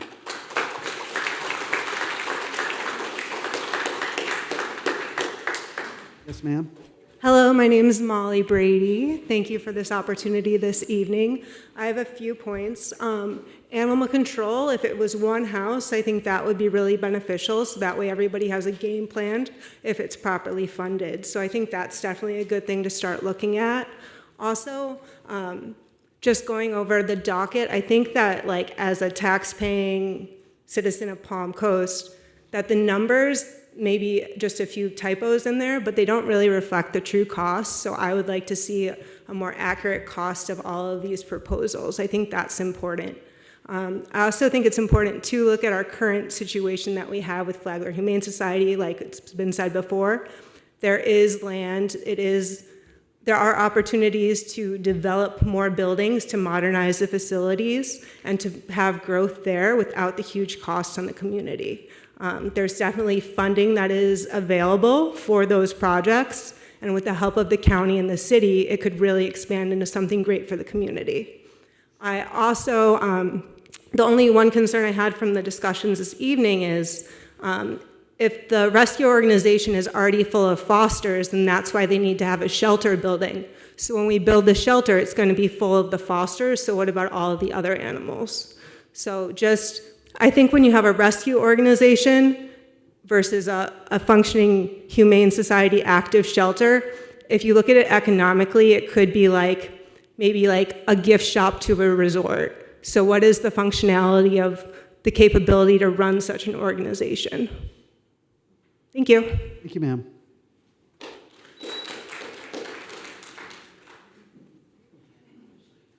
Yes, ma'am. Wendy Tremarchi, just a quick answer to that. This shelter also started as a rescue group. So starting another shelter, we all started at some point as a rescue group. Well, here we are, 2 years later, 1 year after the steering committee, and we're still asking questions to the city and county staff. Thank you, Leanne, for coming up with, please, if it's going to be 60 days, have a total outline. We can't keep going back and forth every 2-3 months with a question, then back, then 3 months, then a question, then back. It's ridiculous and wastes too much time. The Flagler Humane Society, who also controls animal control, has given you no independent audit, no strategic plan to grow, and no better living conditions than what has been. What the shelter has given is a closed for business sign after hours for emergency rescues and help. The Sheriff's Department now relies on other entities to come and help pick up these animals and to take them because the shelter is closed. Can't get in, can't drop the animals off, I understand. The entities that the Sheriff's Department put out for public emergencies are both out of the county and miles away. That doesn't work. This week, SMART was called by an officer to help rescue a dog at 6 a.m. Now, where does that dog go? The shelter's locked. Caroline, thank God, had someone to be able to take this dog right away. At a commission meeting this month, a commissioner said to me that sniping about the shelter is not called for and not to do it.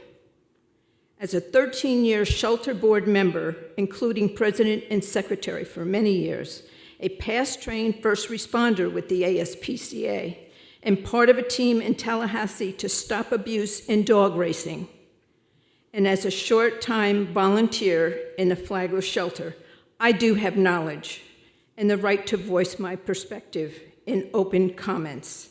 Personally berating a speaker from the dais after silence is free speech and should not be tolerated. I have never shown disrespect for one member of the county or the city government, and I expect the same. Thank you for listening. Thank you, ma'am. Finally, Yes, ma'am. my name is Monica Karlik. I came up here with a totally different thought process, and now this has changed it all. My thought on the matter, this is my opinion, if Flagler Humane Society did everything we all want them to do and hope they could do, we wouldn't need Carolyn. We wouldn't need SMART. We wouldn't need Community Cats. We wouldn't need all these other places. I am not bashing them. They do the best they can with what they have every day, as do every one of these people here today supporting using our voice for the voiceless animals. As far as that concerns, that's all I have to say. My other main concern when I first got here tonight and heard about this other parcel that you are willing to give, or however you're going to do it, is that actually going to be enough? are they going to be able to expand as necessary? That's my thought. Thank you. Thank you, ma'am. Yes, sir. My name is Jim Bray. I had a couple of questions. Who owns the current Humane Society facility? The board. Okay. We follow up after, sir. You ask your questions, and then we try to follow up our best. The reason I bring that up is once it's vacated, it's going to be an asset to go on the market for someone to turn into something else. And I think that should be factored into your cost analysis because I'm sure a vet would come in here that wants to set up shop. If that's available, it'd be a lot cheaper for him to buy that than to build like you're going to build. So if y'all are going to build to another site, say, okay, what are we going to do with the old one? Who owns that? And also that asset could be used for the 501c or whatever. If they need to get a loan, they could use that as an asset. It hadn't been discussed here. And that's common when a county and government get involved in these kind of things. They're not thinking about, well, what are we going to do with what's left over? So I think that needs to be figured out here is that an asset that could be used now? And then what's the proper use of it? And then also, too, get a market valuation of what it's worth. So that's the only comment I'm making. Thank you, sir. The Humane Society is going to continue operating. It's a separate organization, sir. Yes, ma'am. Hello, Amy Caratenuto, Flagler Humane Society. I can assure you that the Humane Society will not be vacating. We have plenty of work to do, although right now we do have some empty kennels. We have plenty of room right now, so we are business as usual. I'm not going to take up a bunch of time. The only thing I did want to respond is when Wendy said that the Humane Society is closed at night. Yes, we are closed, but we have officers 24 hours a day, 7 days a week that respond to anything that dispatch calls us for. We meet, if we either go out to the scene and take care of animals and public safety issues, or sometimes we will just meet the sheriff's deputies at the shelter. So we are 24/7 for animal control and shelter services. I just have a couple of things to pass out to our city partners and our county partners. If I can I just, they're just kind of everything you'd like to know about the Humane Society and the services we provide, and that's for the city. And then these are for the county. Same things, it's just your numbers compared to your numbers, so thank you. Thank you. Anyone else for public comment? Yes, ma'am.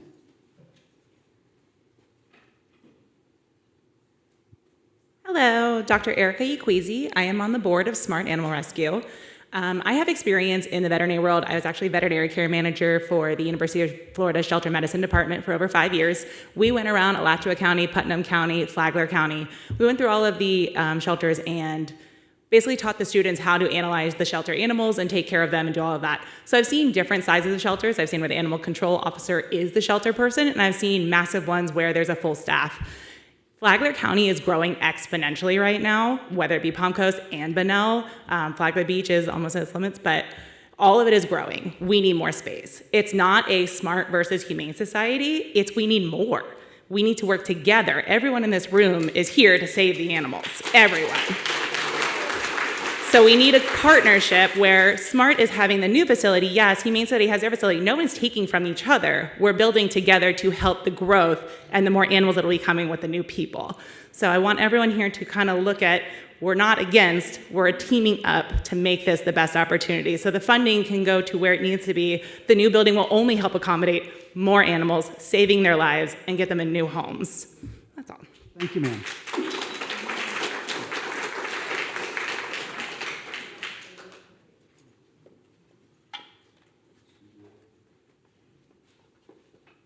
Yes, sir.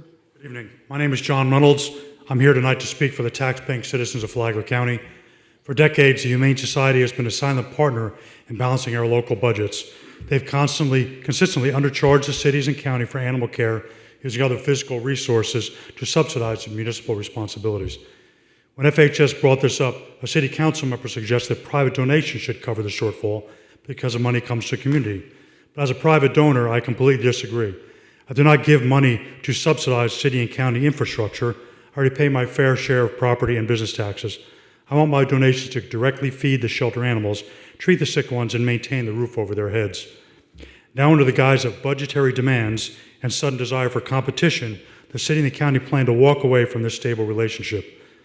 According to county and city resources, the plan is to redirect $250,000 state earmark to a brand new nonprofit group that has limited experience in running a rescue, let alone a full-fledged shelter. And to make the deal happen, will taxpayer money be used to run the utilities to this private development? I ask you, how does abandoning a proven partner build infrastructure for a new entity to solve a budget problem? Animal welfare is not a corporate retail market. It does not benefit from competition. Splitting finite local resources, volunteers, and staff between two shelters does not improve care. It dilutes resources, weakens existing programs, and ultimately hurts the animals. For 44 years, FHS has run the medical and sheltering operation here for the county and cities. FHS is nationally recognized as a no-kill shelter with open-door policy, a unique achievement in the animal welfare world. Recently, Humane Society managed deadly parvo and pan-Luke virus outbreaks at absolutely zero cost to local taxpayers. I urge the council to reconsider this move. Do not split our community resources. Work with the FHS to expand the current facility instead. Let's stand up for physical honesty and the animals we're all here to protect. Thank you. Thank you, sir. I also have some handouts to give to them.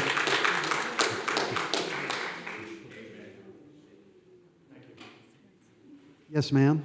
Hi there, Kathy Saris.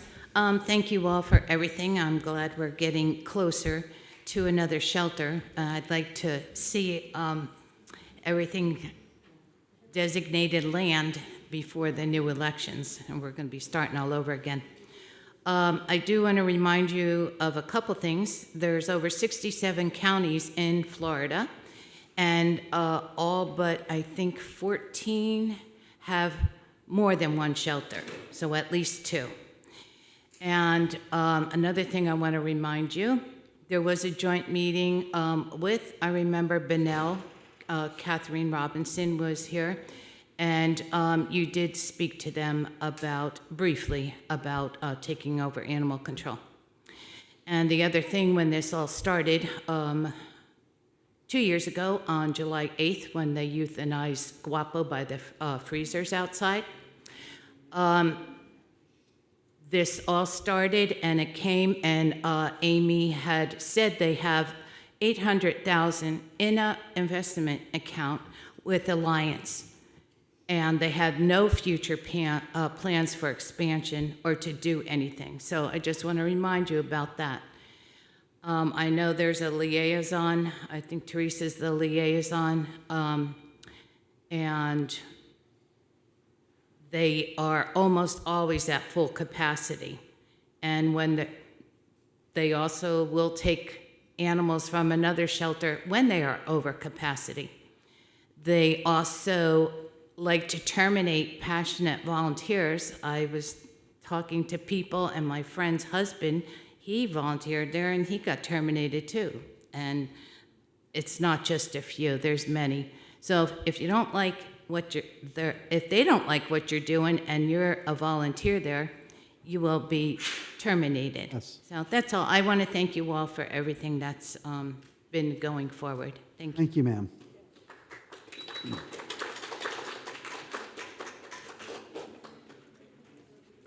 Yes, ma'am.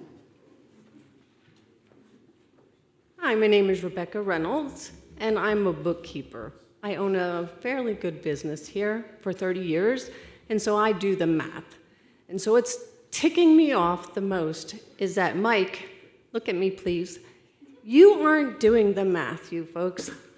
I did the math probably about a month ago for the Humane Society, and I found out that you all charge, or we need to charge you $392.64. I've had this conversation with Teresa. That's what it costs for a dog, just a dog, to come into the shelter for 5 days. That does not even include $170.16 for spay and neuter. So we're now over $500 an animal. Palm Coast came in with 956 animals so far this year. Please do the math. You're not doing the math.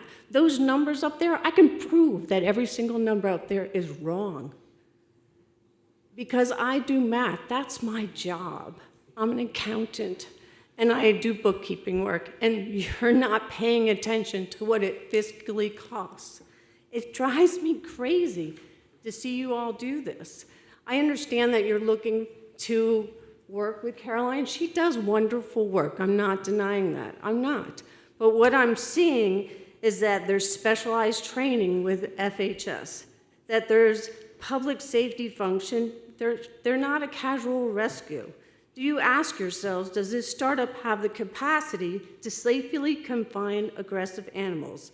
Do they hold liability insurance? Will you be able to hold liability insurance if you're going to do this quasi-government humane society? Do you understand what that means? Halifax almost got shut down because they got sued and they couldn't get insurance for at least a year, so they went without it.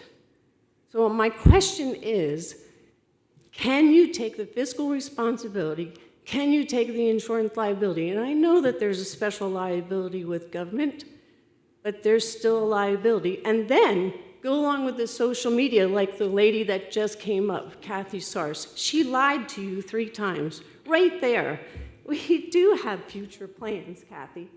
We do. Yes, we do. We have Please, wetlands. please. I'm sorry. We do have a wetland survey. We are applying for a variance.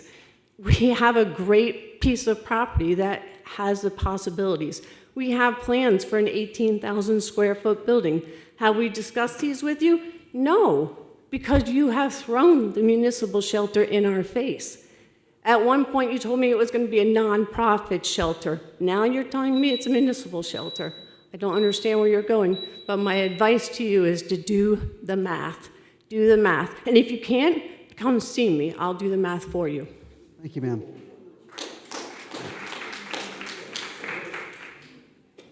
Yes, ma'am. Connie Sparks. I just want to say that they are lying. I am a volunteer there, but no longer. And I've seen things that are despicable what these people do at the Flagler Humane Society. First of all, I want to know, is it a no-kill? They said no-kill tonight, okay? We have people that will verify dog walkers when they had a person out there killing the dogs and putting them in a freezer, and they're a no-kill shelter? This is why we need a new shelter, and we really need it desperately. They don't want to say how much money they bring in. They're not transparent. I'm tired of the way things are working, how long we have to wait. It's been, to me, it's almost 3 years, maybe 2.5. But I see we're making progress, and I'm very happy about that. And I just want to say there are good people and there are evil people in this world. Thank you very much. Thank you, ma'am. Ma'am, please, sir, you will be removed if you don't sit down. Shh, that's it. No more from the gallery, please. Yes, ma'am.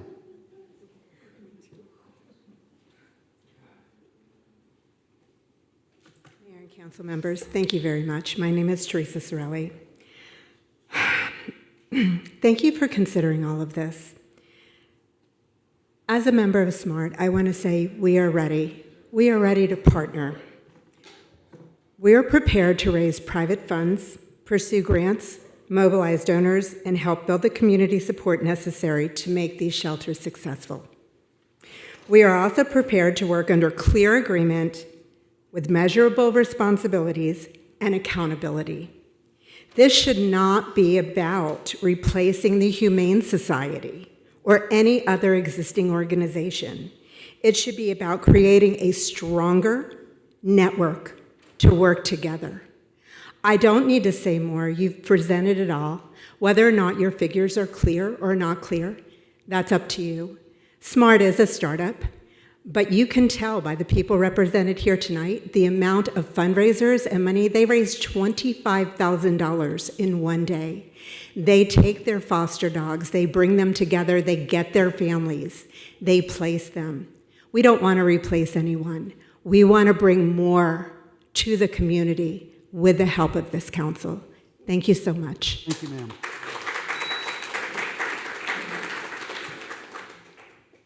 No, sir. No, sir. Yes, ma'am. Not you, sir. This lady here. It's not a question and answer period right now. Yes, ma'am. Hi, my name is Tony Quattrochi, and I'm just a citizen. I don't have a script. I want to speak to you from my experience and my heart. I've been a resident of Palm Coast for 15 years, and I've admired the work that I've seen Smart Rescue and Caroline do. For a very long time, I admired from a distance because I couldn't help. I can't adopt or foster a dog, or I'd have a yard full of dogs. I can't do it. But I did figure out a way. As a musician, I decided that music can raise money. I approached Caroline. I did not know her. Within 15 minutes and 1 cup of coffee, I knew that I could help, and I knew she was someone worth helping. So we did. We put together a music event, and we raised a lot of money. What was most amazing to me is the support that Caroline does have from the community. It took 24 hours, and I had someone tap me on the shoulder at a gig and say, I've got the stage, I've got the place. And I said, well, I have the bands. And we did raise quite a bit of money. It was easy. She has the support she needs to run another shelter. What I appreciate is the hard questions that you asked tonight. I wish you would ask them even more hard and even more fast so that we could move forward. This is not a battle. What I do believe is that there are room for more. There's always room for one more shelter, one more dog that needs to be helped, one more cat that will need to be helped in the future. I just want you to know that I believe the community backs another facility, and I know the community backs SMART, and I thank you. Thank you, ma'am. Seeing no one come forward, we'll bring it back to the dais. Any follow-ups from the board? Weird. I typically say council. Yes, ma'am. I do, Mayor. Thank you. So thank you to everybody who came out representing both Flagler Humane Society and SMART, and thank you to this council because it has been a long time that we've been working on this. I am the liaison for the city of Palm Coast, just to communicate and to help facilitate communications between our board and the Flagler Humane Society. To say I've been frustrated is an understatement. So I became a liaison because we initially started getting complaints about the Flagler Humane Society. And our board was concerned because we're all animal lovers, and we were getting a lot of complaints. It wasn't anecdotal. So we asked the Flagler Humane Society if we could have a member attend their board meetings. We were told no. That was frustrating because we want to operate within an arena of full transparency. So we were granted a liaisonship where I essentially have quarterly meetings with the Flagler Humane Society to talk about various issues. And I appreciate the time that they've given me. I should say that they've given us. The most recent was, I think, a week or two ago. We had our most recent quarterly meeting. And at that meeting, we discussed a lot of issues, including what the future of another municipal shelter looks like versus their expansion plan. Another reason I was appointed liaison was because we were very frustrated as a board because we did not see a future expansion plan from the Flagler Humane Society. We gave opportunity. Show us. What do you have? What funding is there? What's your plan for expansion? And so from my perspective, for those who are very frustrated and feel the Humane Society is being ganged up on, it absolutely is not. And I agree with a lot of the speakers who said tonight, this isn't one versus the other, we're supplementing. We don't have any intention. There was I think, I don't even know who put out the article, it doesn't matter, that we are defunding the Humane Society. We're not defunding the Humane Society. To the contrary, we're increasing by 10% the amount that we're willing to pay for them, pay for their services this year. So that this board is dedicating extra money to the Humane Society. And I appreciate what they do, and I have no doubt that what we pay does not cover the expense of the animals. I have no doubt about that. And SMART will have that same struggle. They will have to raise money because that's the nature of what you do. And if you're willing to take that on, I'll support you. And I'm willing to continue to support the Humane Society continuing to operate in our community. But whatever organization operates in our community for animals has to operate with full transparency. Hard stop. I would like to treat the Humane Society and whoever comes in to run the shelter the same way I treat every single department within the city of Palm Coast when I look at their budgets. And you can ask them, I am not an easy party to please when it comes to money. I demand transparency. I demand line by line going through things and figuring out what is going where, what's paying for what. I have asked for the budgets from the Flagler Humane Society so that I can try to figure out, hey, where is money going? What is it costing you? And I was told that the budgets would not be sent to me because we don't want to make them a public record. So I am going in on September 21st to the Flagler Humane Society between the hours of 9 and 1 to sit inside their building and go through their books in person because they will not be sent to me. That's frustrating. All of our budgets are public record, and they contract with the city of Palm Coast with taxpayer monies. So that's very frustrating for me. The other thing that I'll say with regards to expansion and plans for the future. Back in December of 2025, during our quarterly meeting on, I think, the 15th of December, we were discussing future plans, and the question was, well, why should we plan for expansion when you all are looking to do a separate municipal shelter? And I advised the Flagler Humane Society at that time, we are not going to stop using your services. We are growing. We are going to need both. You know, I don't know why there's this sentiment that we don't need them to expand. We absolutely probably do. I do understand the frustrations from people who are saying, well, why are you giving money to this new shelter versus putting money into the Flagler Humane Society? Well, I'll tell you why. Because on the 15th, there was a mention of a report, and I want to make sure I get the name of the report correct, UF Operational Consult Report. So UF came in and did a tour of the Humane Society and put together an operational consult report. And it basically, from my understanding, was kind of an assessment. What can be done to improve the Humane Society, and whether or not it had anything to do with expansion, I'm not sure. But I asked for a copy of this report because, again, I'm hearing a lot of concerns coming from a lot of people often. And during my in-person meeting, I was told, sure, we'll give you a copy of that report. So I emailed afterwards and asked for a copy, and 4 days later, on the 19th, I was advised I would not be receiving a copy of that report. So the response I got was as follows.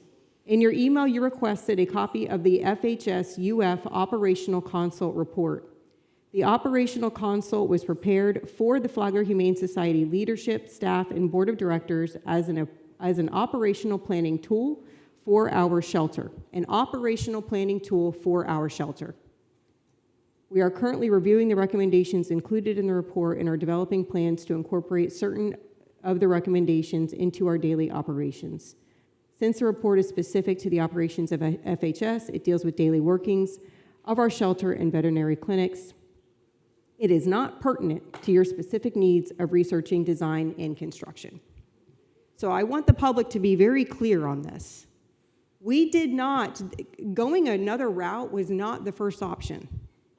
It is out of frustration because we have tried. We have tried to see what expansion plans are. We've tried to look into the books. I have genuinely tried. I know the Humane Society has done a lot of really good work in this community for a very long time. but I am done having one service provider dictate to our community costs and level of service. That's done. So my goal is to ensure we have another service provider in this community. And yes, competition does breed better services. That's capitalism.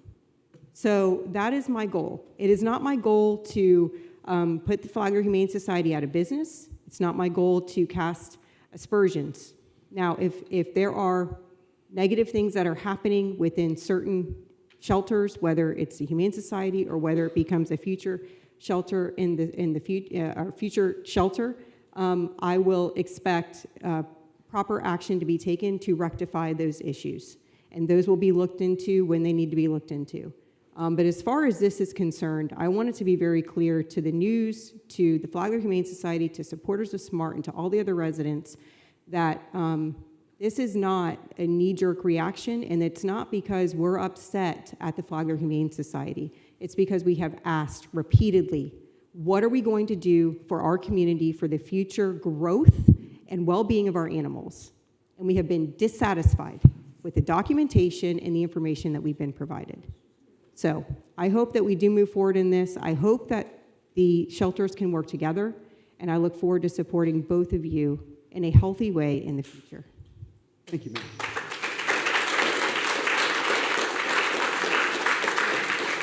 Anything else from the rest of the board? Mr. Dance. Sure. I got a few things, I guess, to get clear. To the doctor, the lady who from SMART, thank you for your comments. I'm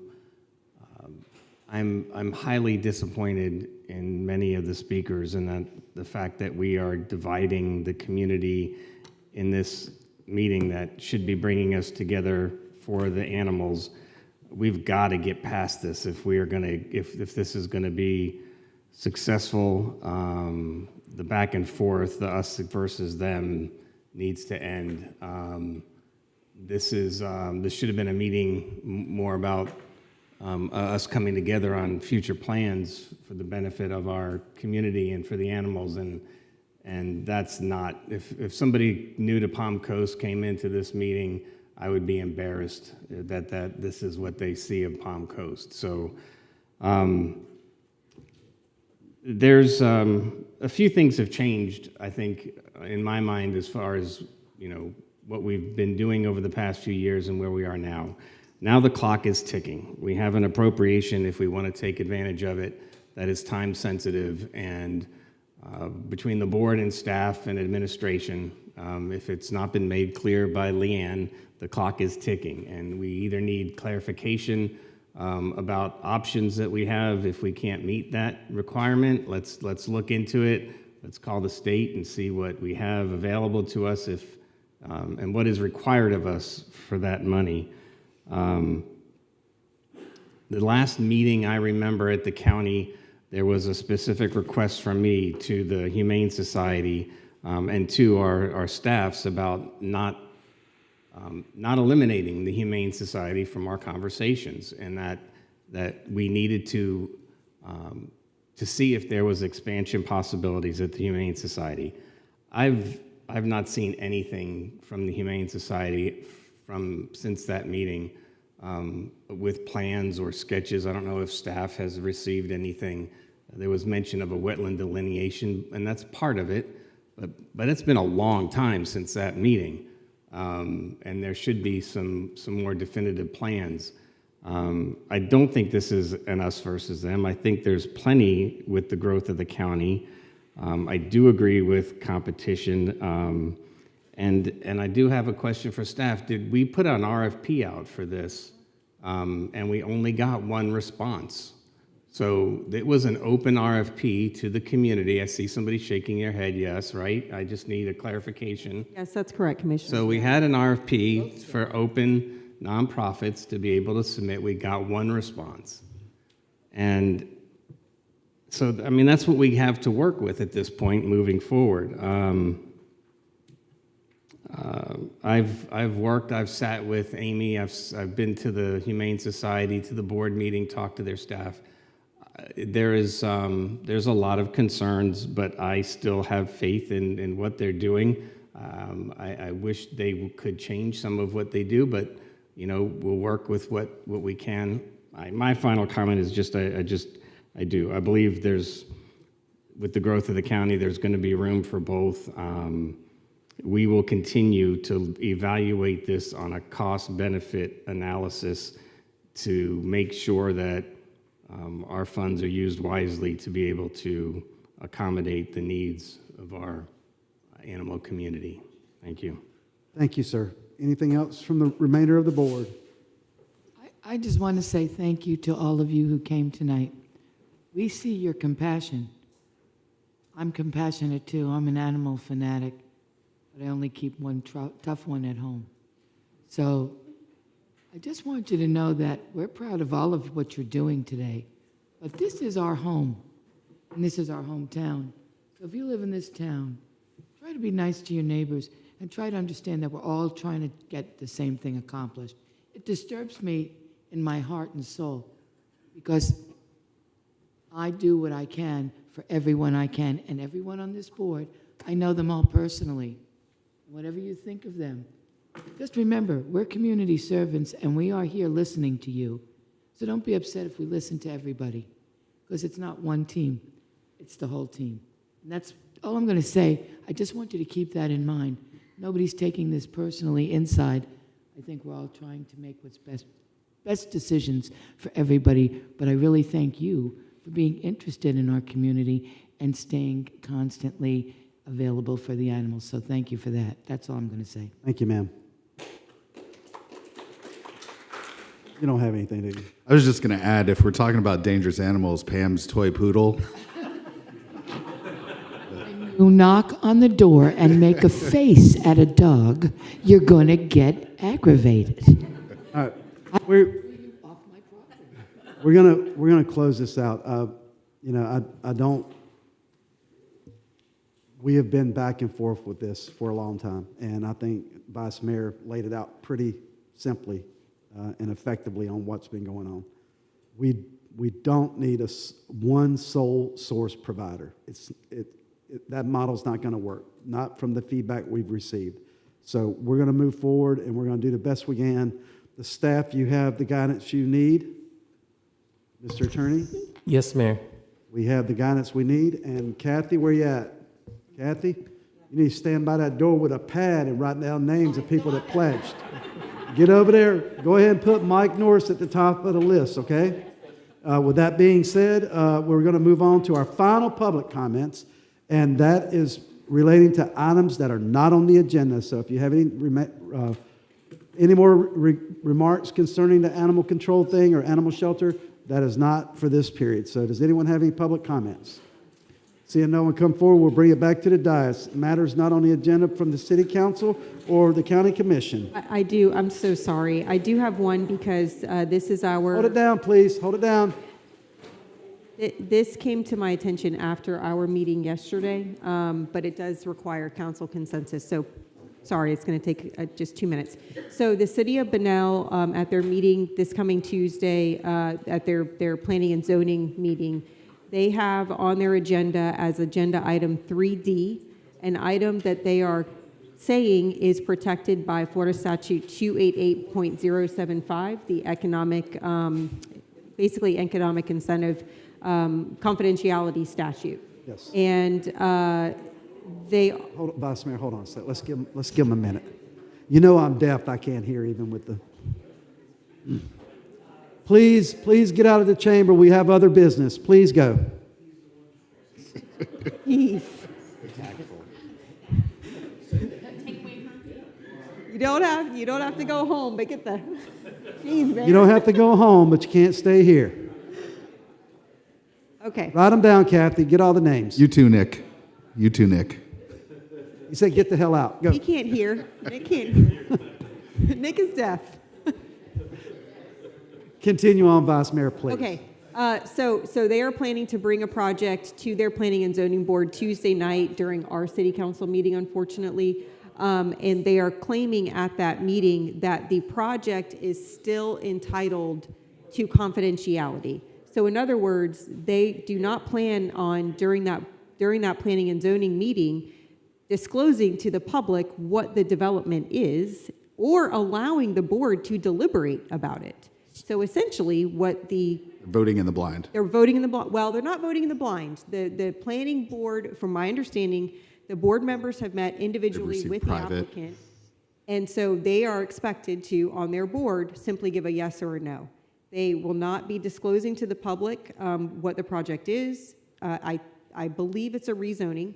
And the board will not be able to deliberate the project. That doesn't sound. Doesn't sound right at all.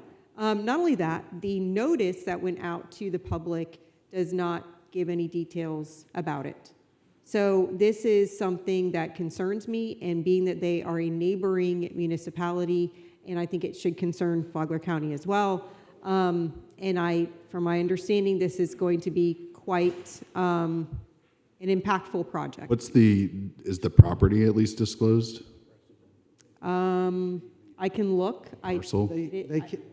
It is, okay. It's a one-page agenda item. It's item 3D. But what I would like is consensus from our board for us to object to them proceeding in this manner. If our legal counsel needs to get with their legal counsel and they need to somehow explain how it is that they're coming up with this, the intent of the statute is certainly not to operate in this manner. There has to be. Is there not an And it will not go before the board. AG ruling on how There this isn't. statute applies? I looked. There's things that touch on it, but not exactly. So the important thing about this is because of the nature of this approval, it will only go before the PZA. It will never see the Board of City. So the commissioners won't even vote on this? Nope. So this is it. So I would like consensus from our board to get with the City of Bunnell and You have mine. ensure that this is done legally, properly, and with transparency. I have no problem with that. County separate, you're a different authority. for them, But but- I would object to that because I think you guys know full well I want everything in the sunshine. I don't want that. That's crazy talk. It is crazy talk. I can't even imagine. Like the premise, sure, up until the point of public disclosure Correct. and approval. but Correct. Yeah. To not be public even with the approval. That's sounds gangster to me. Can Be city attorney. city attorney, city manager, can you follow up with them? Mr. Rodriguez, can we have someone in attendance for this and also to review it in the meantime? Yeah, we could do that. I would like somebody in attendance. I know, obviously, it's during our meeting, so it's going to be tough, but whether it's a staff member or counsel from the firm, if Jeremiah can go. Jeremiah can go. Okay. Was that it, Vice Mayor? Yes, thank you. Did you have anything, Mr. Sullivan? County commissioners, nothing? Okay, city attorney, any matters not on the agenda you need to cover? No, sir. Have a great night. City manager, any matters you need to Mayor. cover? No, sir. Have a great night. Mayor, may I just get consensus from our board Oh, I'm sorry. to send our attorney? If we're going to send staff. We send attorney to the City of Bunnell Planning Board on the matter that was brought up by Ms. Pontieri tonight. Yes, we have consensus. Thank you. They have consensus, so that's it. Any alibis? Motion to adjourn. Thank you, ma'am.